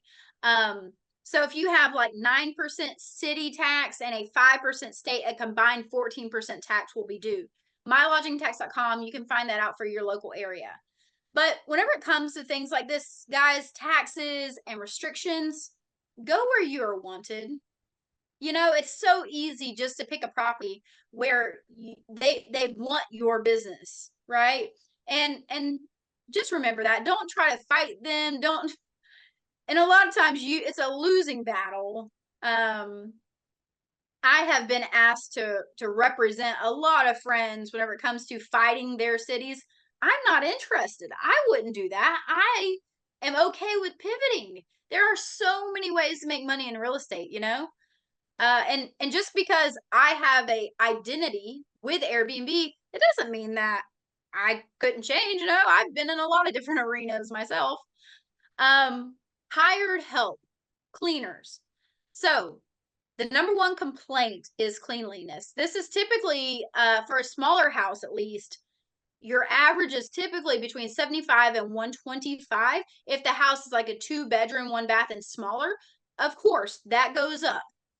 Lawn care, $40 to $50, and that's for a small yard, right? Of course, there are a lot of caveats in these cases, but every 10 to 14 days is what I have our properties on. Typically, that falls under the 14-day side. So getting mowed twice a month. And I do ask for a before picture and an after picture. Because with so many properties happening, one, I start questioning, oh my gosh, did that person forget to mow that property? But whenever I can look at their text messages, not only that, but I can see it was done. I have had people who their boss would bill me for that mowing and the staff never went by and mowed it. So now I asked for a before and after picture. 2 handymen. You want one handyman for nighttime and one for the daytime, okay? The handyman for nighttime, he can be a little more rough cut, right? He can be maybe not the best cut of cloth, but he can do the job, okay? The one for the daytime. Now, this is somebody who needs to represent your business. This is the person who's going to be called on more than anyone else.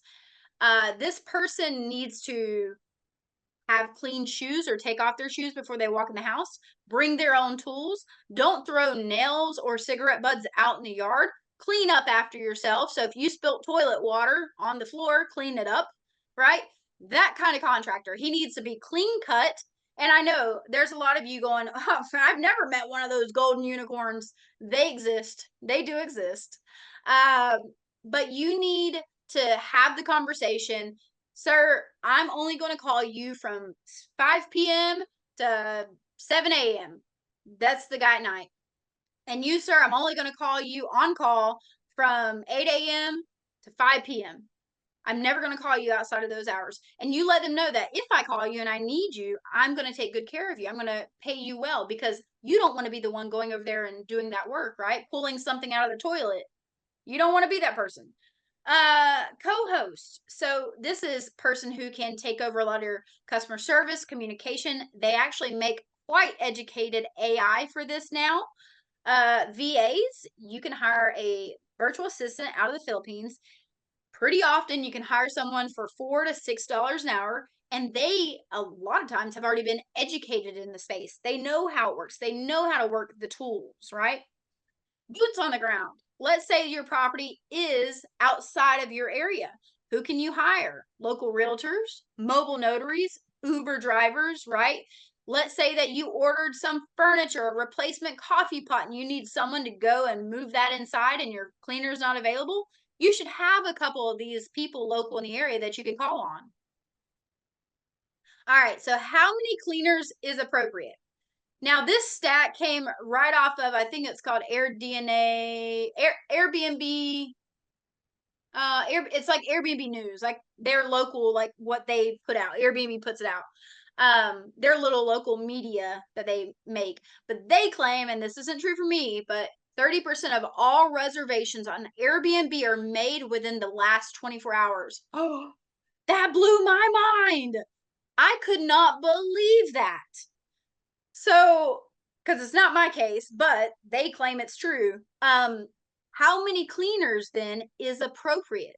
So if you have one house, I'm saying you need at least 2 people proficient at that proficient cleaners. If you have 4 properties, you need at least 4 cleaners, right? If you have, 5, 6, 7, 8 plus properties, at least have 5 cleaners who are proficient at cleaning that property. And you guys, here's how this actually goes. Typically, you got the house. The first 10 times you made your wife clean it. Your wife got very unhappy. And you said, I'll hire somebody. You didn't. Eventually, she hires somebody. She has a detailed checklist because she has already been cleaning this thing, right? She knows exactly that there's no exhaust vent in the utility room. And if you open up the washing machine, it gets all steamy in there and mold might start to grow. So make sure you open up the door on your way out. All those details, she knows them. She gives it to the cleaner. Well, this one cleaner becomes your head cleaner, right? The first hire, typically your seniority. And because you feel like that house, that cleaning belongs to that cleaner, you never, because that cleaner has now been taking care of it for the last 20 times, you don't want to give it to nobody else because you feel like she owns it. Oh, no, no, no, no, no, no. In my company, we have a set policy, right? My staff, they lovingly refer to it as the cleaner's 10 commandments, but they all know that no one property, no one cleaning project belongs to any one cleaner. No one has seniority, because I, as the business owner, need 3 people, 4 people, 5 people to be proficient at that property at one given moment. My cleaners know that without approval, no one gets more than 2 cleanings in one day. Now, I might make an exclusion in the event it's like a duplex, and I know that they're small and she can effectively clean that property in one day, right? I have a very strict list that we stick to. And because of that, because I've trained my cleaning staff well out of the gate, everyone understands the rules. I did not include that list as part of the freebies, but I'm going to make a note to include that to you guys as what our basic policy is for our cleaners. So yeah, having more than one is a big deal. And if you want to get any more Airbnbs, I would highly suggest you take your wife off that list. Okay. All right. So where do you find cleaners, right? Should you go with a commercial cleaning company? Of course, I have friends who have Airbnbs, they have commercial cleaners, they have worked it out to where these companies do a fabulous job. I will say it is rare, few and far between, where I've seen that relationship be cohesive when it comes to having a standard of clean, a hospitality level of clean typically doesn't happen because that commercial company, they might have a new cleaner showing up for that cleaning every single time, someone different, and they may put the items in different locations and so forth.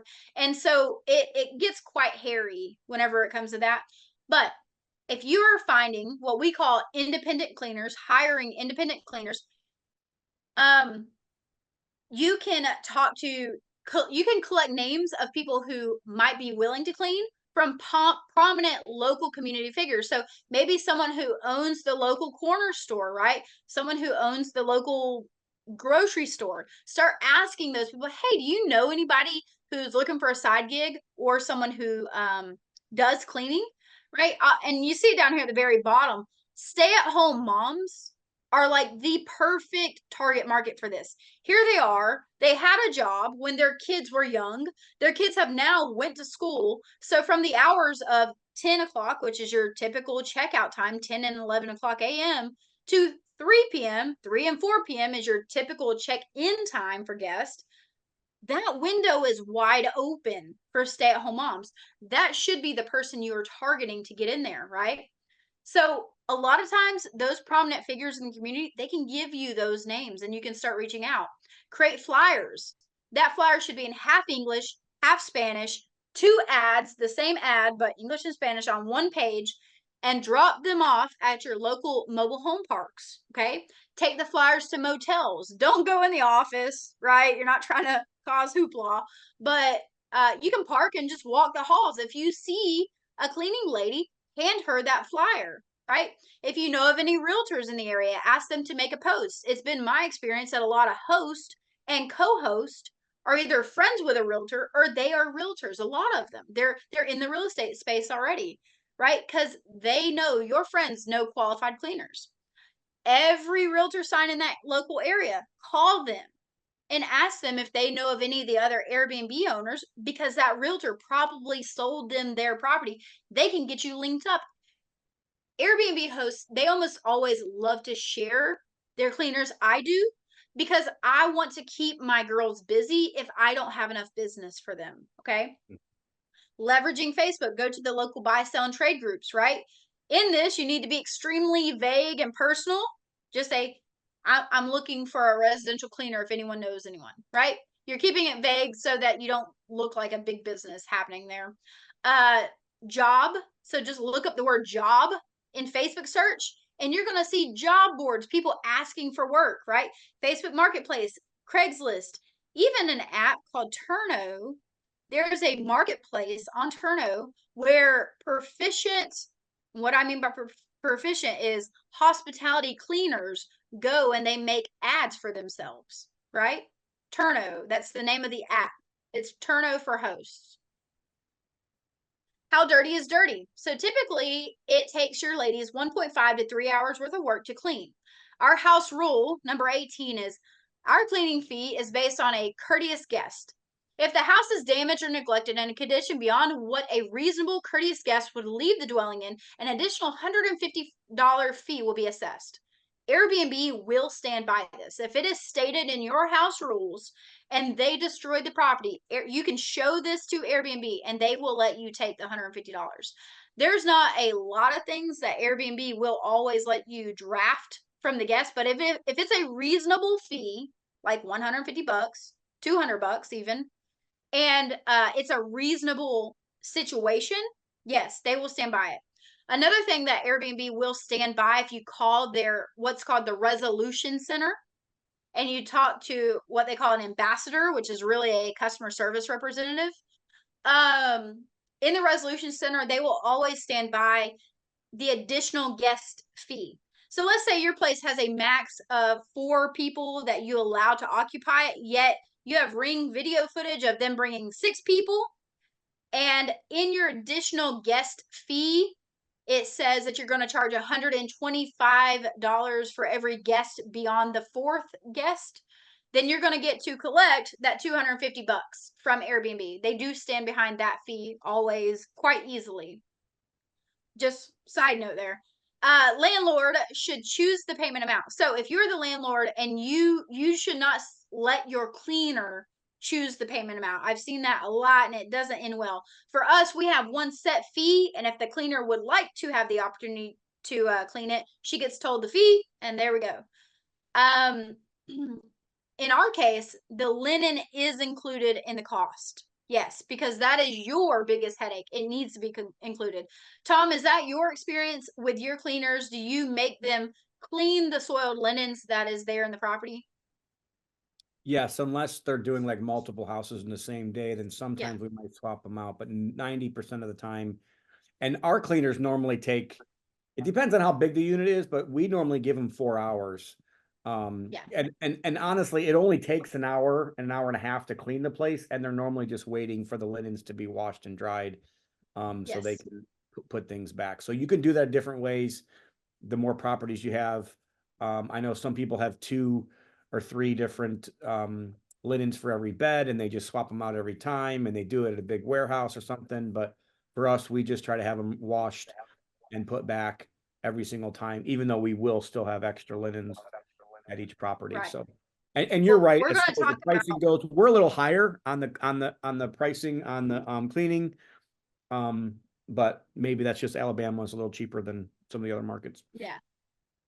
Well, I'm going to talk about some options that people have for their linen as far as like what they could do to care for the linen and what I choose to do. But I'm with you. I have my cleaners clean it right there. And yeah, it's worked well for me thus far as also. Whenever it comes to cleaning fees, I make 5%. And so that means that if I'm going to charge if the cleaning is $100, I'm going to charge the guest $105. You see how simple that was?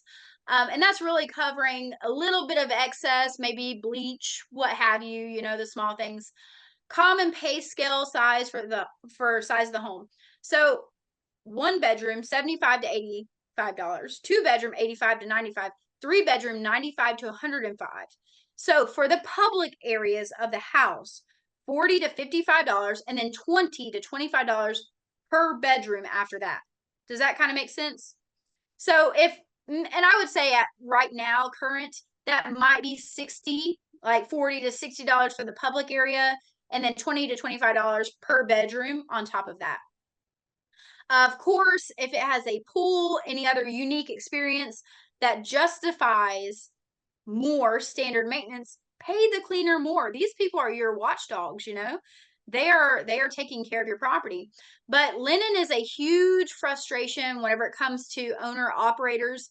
Now, most metropolitan areas, there are laundry services referred to as purple bag services. In most areas, this is going to range from like $1.50 to $2.50 per pound to have a linen service. You can leave it out front. They will come by, pick it up, and then they will drop it off at a designated location. Of course, you can wash it yourself, which is a major frustration, and that probably won't last long. Your cleaners, if they're very trusted, they can take it home and wash it. Now, I have been burned a lot with that, which means they quit and they had $300 worth of linen with them. Okay. The other side of that is if you do trust them and there's just a unique situation, maybe that guest was really, really messy. They got mud all over the rugs, like throw rugs, and now they have to do extra linen. I will allow the unique situation where they take it with them and they bring it back. Now, something that I do, and Tom, you may do something similar for my cleaners. I have like a post-it area on the inside of the cleaner's closet, the owner's pantry, right? On the inside door, we have a page there, and I always write down what the normal on the normal setting or high white setting, how long it takes. So we will time the washing machine, we will time the dryer, and we will time the dishwasher, and we will write it down in the property so that that cleaner knows that she has 36 minutes to run down the road to Dollar General and she can get back in time, right? So now they can kind of time their other activities. They have 52 minutes to go pick their kids up from school and get back, right? All those kind of things. We always write down how long those appliances take to do that job. So this last one is the one that we do at our property. The next slide, we're going to explain a little more, but we do a triple set of linen on site with some off-site washing available. Often it's referred to as a dry stock location. So what does the 3 set of linen look like? Okay. There's one set that is soiled on the beds when the cleaner arrives. There is 2 sets in the owner's pantry. Okay. So they're going to take this soiled one, put it in the washing machine, and they're going to pull one of the clean sets out of the owner's pantry and put it on the beds. This 3rd set is an emergency backup if something just goes astray, okay? And what do I mean by set of linen? I mean a set, a sheet set, a duvet cover for each bed, hand towels, washcloths, and body towels. Okay, that's what it is. That's one set of linen. And this backup one ideally is never used. The one that they're caring for, they are expected to care for the soiled linens while they're there. But I want them to go ahead and get the space tidy and ready so they're able to pull this one back up and put it on the beds. But this one in the washing machine, they're expected to clean it.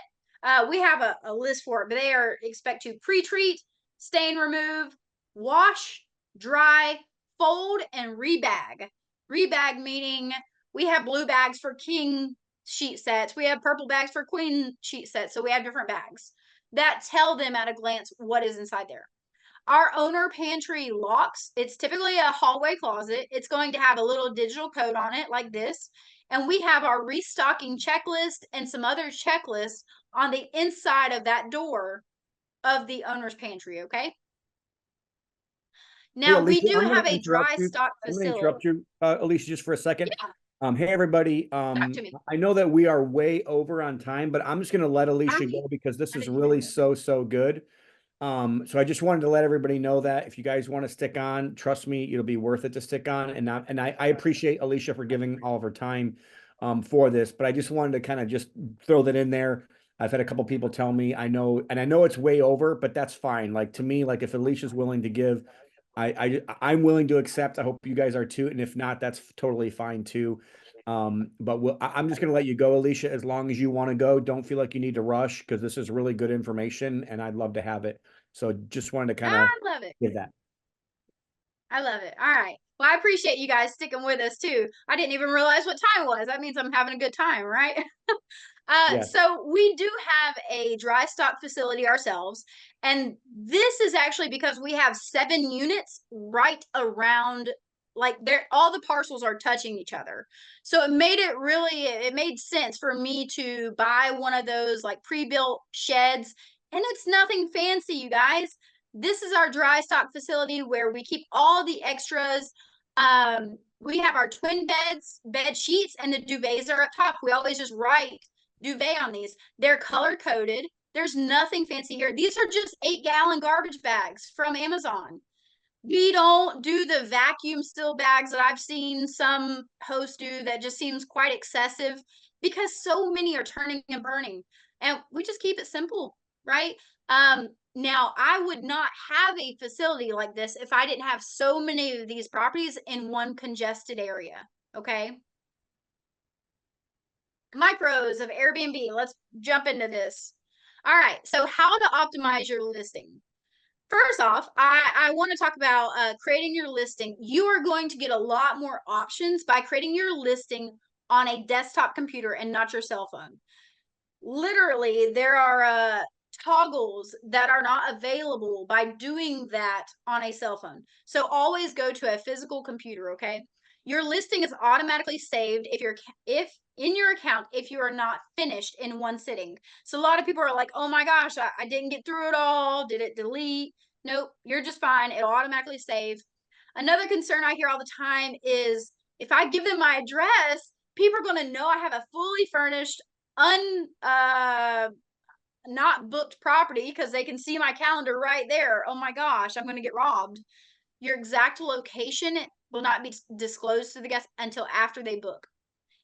In the actual Airbnb, you can see it just does like a general location. Super hosts make 2 times as much. And also on the exact location, if you have a bright pink house or a bright yellow house, and that is a concern of yours, maybe don't let the first few photos be of the exterior of the house, right? Because they would probably be able to narrow down a bright colored house and know which one's yours. I used to not think that Superhost would genuinely make 2 times as much, but the more I'm a Superhost, but I've learned that that really is true. That statement came from Airbnb News, but it really is true. So becoming Superhost, yes, it's not a make or break thing, but it really does matter. It makes a big difference. All right. You do want light, bright, quality photos. There's no need for more than 40 photos. I know some people who are quite excessive there. Include captions under every single photo. What do I mean by that? Well, these photos, not only do you become what's called a fully filled out profile, but you're considered there's an actual name for it on Airbnb. It's like a preferred host within Airbnb because you filled out every little opening line on your ad to the customer as a host, right?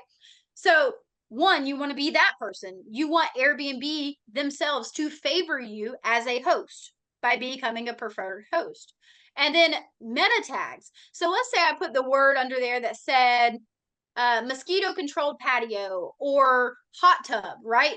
That's actually a searchable statement, meaning if someone goes to Airbnb and they're looking for Huntsville, Alabama with a hot tub, my listing might come up because I've listed the word hot tub several times in my descriptions and several times under my photos. It is searchable. That's what meta tags mean. The first 5 photos should all be your best and they should be of different areas. Let me show you what I mean. This is one of my properties. If you notice, this is 5 different areas of the house. Now, what a lot of people will do, all first 5 photos will be just the living room or it'll be just the exterior. You see that all the time. And granted, these first 5 are the best photos from 5 different areas, but everything after this, I walk the guests through the house just like I was going from the front door to the back door. I'll tell you, my listing description is written the same way. I tell them about how wonderful the neighborhood is, how it's a seasoned community with sidewalks and we welcome joggers, right? So I tell them about the community. And then I tell them about the local amenities, some local activities, a coffee shop down the road or yoga studio. And then I walk them through the house in my description from the front door to the back door. Okay. Your title ideally is catchy. It's not book here, right? Don't say that. It's not beat the hotel. You can do better than that, right? The Executive Victorian Penthouse in 5 points. That was my title.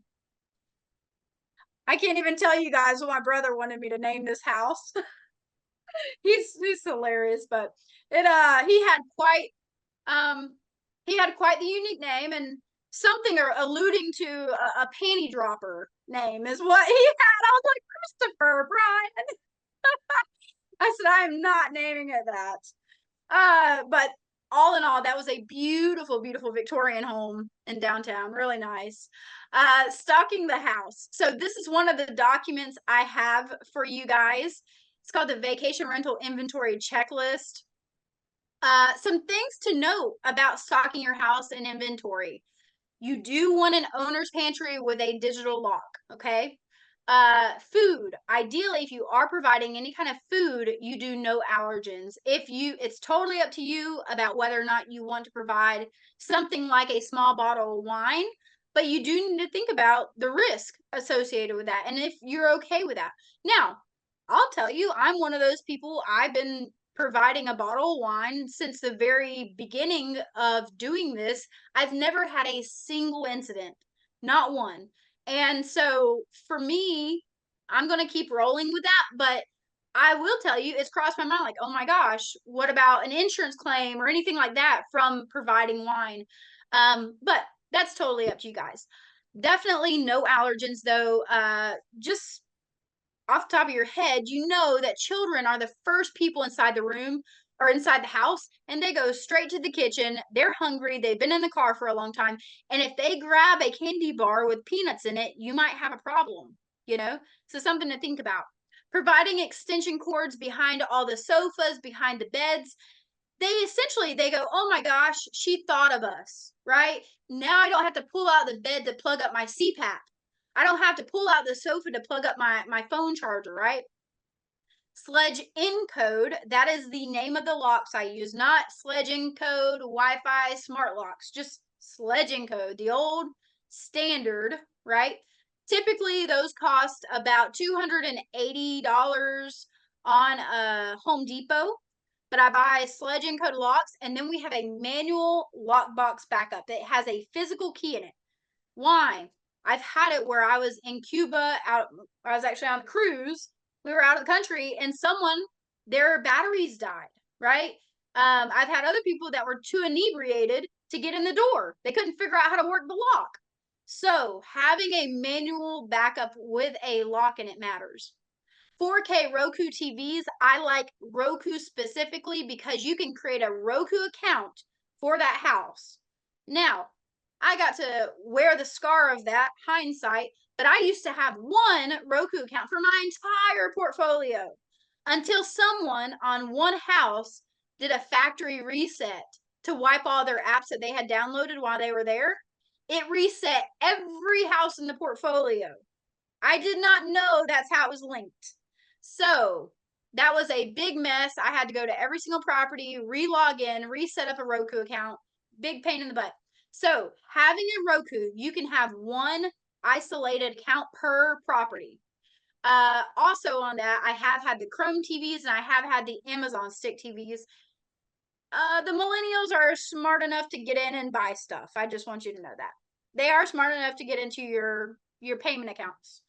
But Roku, there is no payment that has to be attached to it. You don't have to put a credit card on there. That's a beautiful thing. Duvet covers. So all of our linen, including towels, washcloths, they are always white. White screams clean in this post-COVID age. It also screams luxury. Travel size shampoo.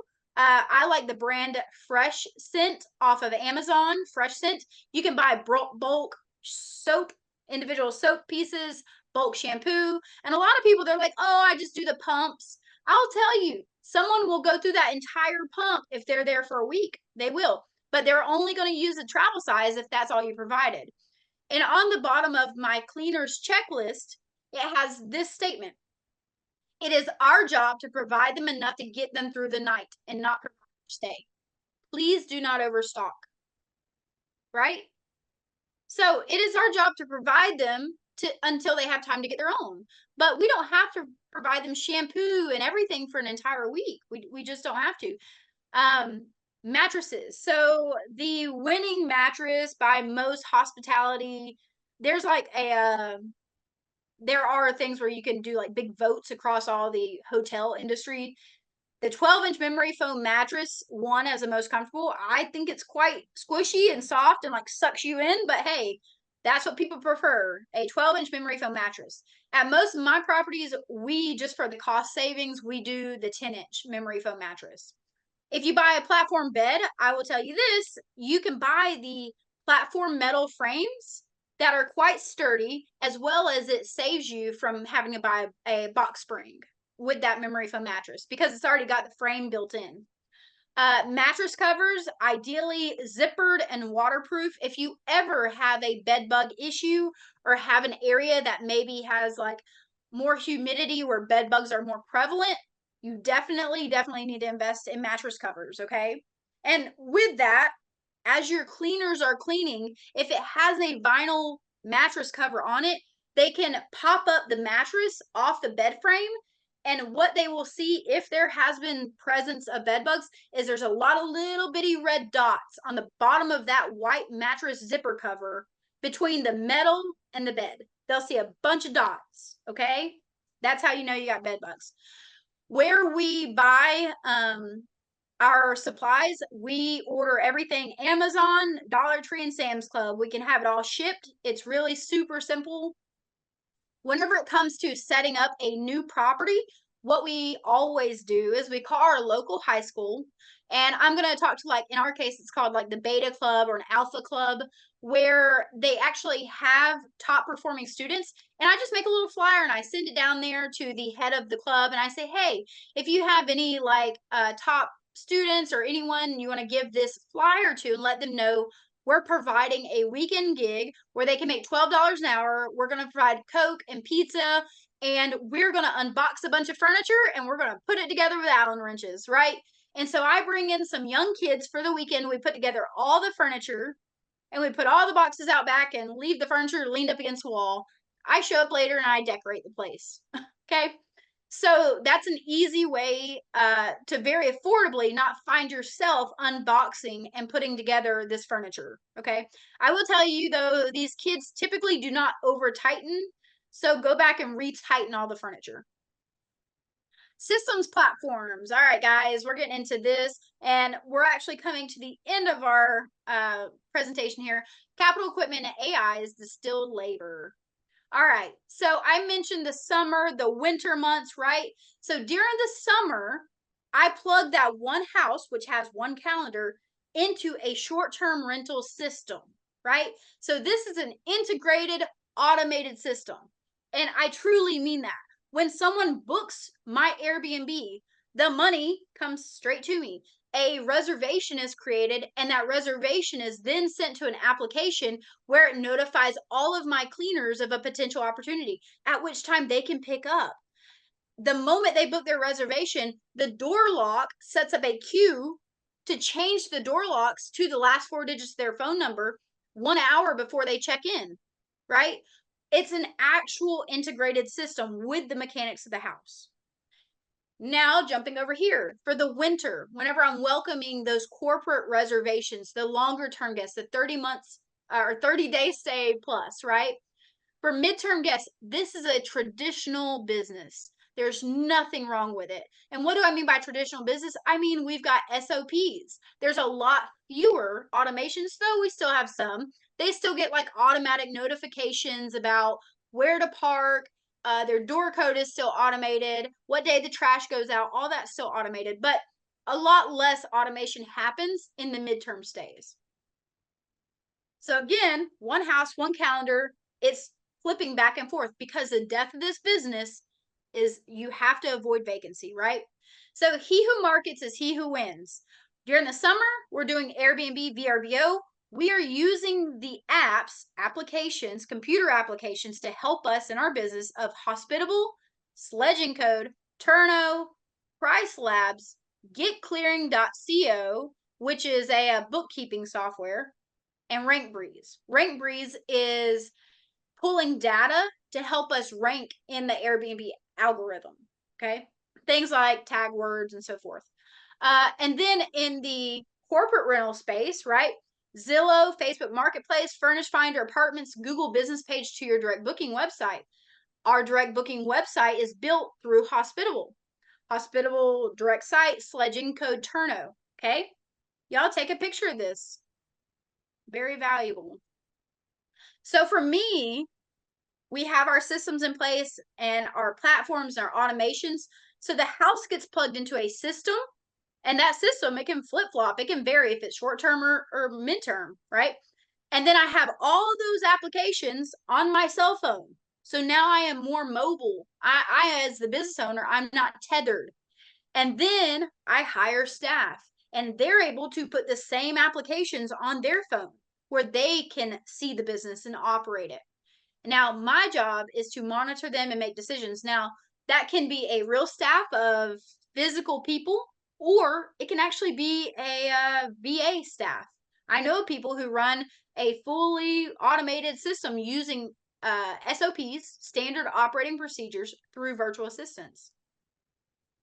This is another good slide to take a photo of. So you're the host, you're putting your property on Airbnb, VRBO, and then you backlink that to Hospitable, right? Hospitable, and the AI doesn't come first, it's Hospitable, has the AI built into it. And I don't mean automation means it's doing things at a particular time because you told it to. AI means it's coming up with conceptual ideas on its own to better operate your business. And you get to approve or deny those ideas. There's a big difference there. So Hospitable has AI built into it. But from Hospitable, every reservation that comes down this chain then goes boom, and it's outfed to Turno, which is cleaning management, Rank Breeze, right? So we're finding out where we rank, what page we're on for our area in Airbnb. Guest communications can be automated. I have a guest communication checklist. I think it's like 28 or 30 total optional communications, but we only use 12 of them for every single reservation. And it's where to park, what day the trash goes out, their personal door code, has the house been cleaned and sanitized, what time their check-in is, all those questions that happen over and over, automated. Now, they do have AI, and I'm not using guestguru.ai yet. I've tampered with it. I like it. I also think it's going somewhere really fast. I have some friends who are using it actively as their co-host to kind of just bounce communication through. They love it. Absolutely love it. And they also say it doesn't make that many mistakes. So, and they get to approve it before it goes out. You can remove that later on if you want. And I do have the option to turn on the AI for my communication. I just like to approve it through me or my physical human being co-host. She handles most of it.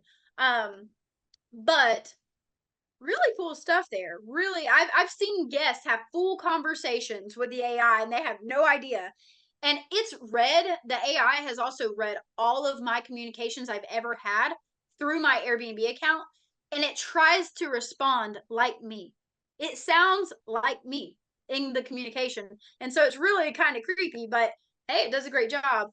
Sledge Encode, that's the name of the locks we use. And again, when someone books a reservation on Airbnb, it instantly feeds it to my Hospitable, and Hospitable feeds it to Sledge Encode, where it automatically puts their new lock in queue for their check-in and check-out. It's a beautiful thing. I don't even know the door codes. I don't have to, but it is programmed the moment they arrive. Price Labs, that is your pricing management tool. That's going to fully keep you up to date on what the going rate is. You may think it's $100, you may think it's $200, but every time that there is a concert booked at your local civic center, the price goes up. Every time that your neighbor gets booked, maybe your price goes down, right? It is a completely supply and demand based tool. It's measuring it at a local communal area. It's massively, it's pretty wild. I really like Price Labs. It's really, really smart software. Getclearing.co, that's used for your accounting, like we mentioned. StayFi, that's how you can detect high-pitched noise. Actually, I'm sorry. That's Minute. Minute's how you can detect high-pitched noise, decimal readings in the room if they're having a party. It can also detect things like cigarette smoke inside the building for you and notify you. StayFi is how you can redirect for direct bookings. What do I mean by that? If someone came into town to go see grandma for Christmas, what's the chances that same person's coming back next year and you collect their information through the Wi-Fi, getting their approval for their email, send them an email of a 10% discount next year? Yeah, you just retargeted the same community. So many things can be automated, you guys. Responding to guests, preventing double bookings. So let's say your calendar is live on VRBO, Airbnb. The moment this VRBO got booked, Airbnb Hospitable will instantly close your VRBO, Airbnb calendar. The other one gets closed for the same dates. Adjusting rental prices, writing guest reviews, complete, and you can stop it. So if it's a bad review, but it's set to a 5-star review, you can pause it ahead of time before it goes out. Coordinating cleanings and inventory, yes, that can be automated. Bookkeeping, key exchange management, payout notifications, payments to vendors. What I mean by that is no longer are the days where you're screenshotting the calendar, sending it to the cleaner, and then at the end of her cleaning, she says, "I'm done," and then you Venmo her. No, that is so much more extra work. You have to start eliminating all these repetitive tasks, right? So I have a sheet. It's not on my website anymore. I accidentally didn't remove that. But my tech tools list has some of the top performing tech tools that Airbnb host would use. I think there's actually 112 different tools on this list. That is going to be one thing that I'm providing for you and for free. And that list alone took me about 4 months. Whenever I was first starting my business, I vetted a lot of different companies and I got to use their like free 30-day trial to be allowed to vet them as a coach. And so, man, I went through a lot of software and I found a lot of trash, but the ones that were actually pretty good, they made the list.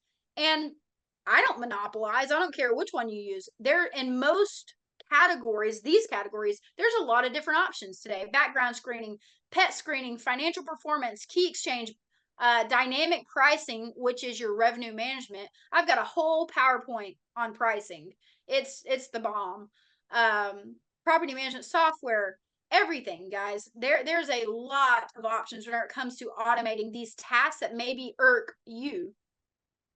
Some tips here: do not accept one night local staycations. Those people are probably having a party. Okay, if they've got a local phone number whenever it populates. Here's another, like, we're gonna call it host code. If that person has on their account, if it states that they've had 2 trips and no reviews, Tom, does your team, do they do that? If they have multiple trips and they've never been reviewed by hosts, that is host code for they are doing something majorly wrong. Either they had unsolicited people there, but the people didn't stay the night. They were extremely needy. They brought drugs and left them in the house. Something was astray that the host felt like they couldn't complain to Airbnb for whatever reason. Yeah, I found out that recently a lot of the new people that are on this don't know that, like, the code. So like if you are going to be a host, I would recommend you doing a review on everybody. It should be part of your checklist. But what I have seen lately is it's not a part of a lot of hosts' checklists to actually do that. So again, the majority of our stays aren't from Airbnb at this point. They may be from our 2 short-term rentals, but it's definitely something to watch out for. Oh, absolutely. For sure. Oh yeah. The one night people, especially Friday night, Saturday night, they're there for a staycation. That, what a BS. It's not true typically. Guess who asked for a discount typically are the most trouble. Always. They really are, they can be very needy individuals. You might be one of those people who ask for a discount because you won't get it unless you ask. And I know a lot of friends who are like that. And for me, it has come out in the wash that when we allow those people to stay, they are extremely needy. Yep. Let the neighbors become your watchdog. I always have the conversation with neighbors that go something like this. Hey, my name's Alisha Merriman, and I own a corporate housing company in this area. this is a furnished house. I am a furnished housing provider, and we do welcome business executives, corporate travelers, that kind of thing. But just know, we totally do not allow parties. We don't allow any kind of events, nothing like that. So here's my phone number. If you ever see something like that happening or it's appearing like something's amiss, please call me first. And what you've done there is you have just pivoted them from calling the city or calling the police to calling you. They now have become your watchdogs. It's a wonderful, wonderful thing. And you want to be the best provider you can to keep neighborhoods, right? Copy down all future reservations, names, and numbers. It's a screenshot, you guys. It's so easy. So I know of somebody who he had 20 properties. Essentially, he had a lot of reservations. His whole portfolio was in one Airbnb account. He didn't have multiple Airbnb accounts, kind of hedging his bets, just one. And some elderly people checked in. They saw the ring thermostat. No, it's not ring thermostat. It's the smart thermostat. And essentially, they thought it was a camera videoing them. They called Airbnb and they just immediately spouted off, this guy has a camera in here. He didn't disclose it. It's right in the middle of the living room. This is horrible. That Airbnb ambassador, customer service rep, shut down all 20 of his reservation, canceled the next 6 months of reservations at all of them. Bloop! One fell swoop. He lost over $100,000 immediately. What a sad story. Now, if he had just screenshotted their reservations, just a quick click, he could have went back to them independently, one by one, where their phone number was right there, their email, and he could have contacted them and said, hey, this is what happened. Long story short, the old people stayed and they found out that it was just a thermostat, and he lost all of those reservations. Don't be fearful of a bad review. You get to write a public response, okay? So a lot of people are absolutely terrified of that. I'll tell you, in your public response, always be truthful, because Airbnb, if it's any kind of opinionated or slander in any way, they will remove it. They'll remove it completely. Always take the high road. If the customer can be right, allow the customer to be right. Okay? Always with diplomacy. You guys, what I'm gonna send, I don't know, Tom, you tell me. I'll send it, either I can get a list of everyone who is on this call and send these things to you, or I can send them directly to Tom and his staff. Either way, the deal check paper we saw, the inventory checklist for your startup, your restocking checklist, and that tech tool list, I'm going to send you guys for free. There was one other one I said I would send you. I'll look through here and I'll get it. But feel free to contact me. My email is aliciamerrimanofficial@gmail.com. Jessica is my office manager. She may respond with you for a little bit, but I'm always there. I'm always in and out of the office. Soon, we are revising our house rules list. Now, we have 2 house rules lists. They both go into a welcome book that is physically located inside the property. It doesn't have to be on your ad. Trust me, my house rules you don't want on your ad. They are legalese, and they're directly mirrored off of my personal experiences as well as the terms of service. Okay. So my house rules, I have 2 forms, which one is the basic house rules, which most people would generally know to follow. Then I have something called the exhaustive house rules. My exhaustive house rules are 3-page, they're really small, and it only applies to maybe 1% of cases. I mean, I think most people are reasonable to say maybe you shouldn't pee off the 3rd floor balcony at a condo, right? Like, most people are not going to do that.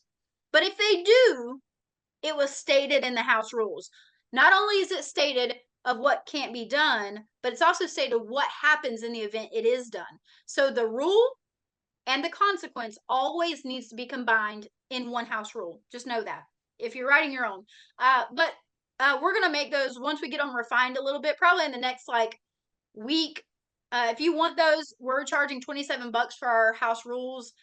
Feel free to email me at aliciamerrimanofficial@gmail.com. But we are right now refining that. So with the Airbnb summer release, they update twice a year. they update their terms of service, and we're just refining to make sure we're still congruent with that. So yeah, Tom, what else you got? Anything else? I You put guys, this is your me and my daughter.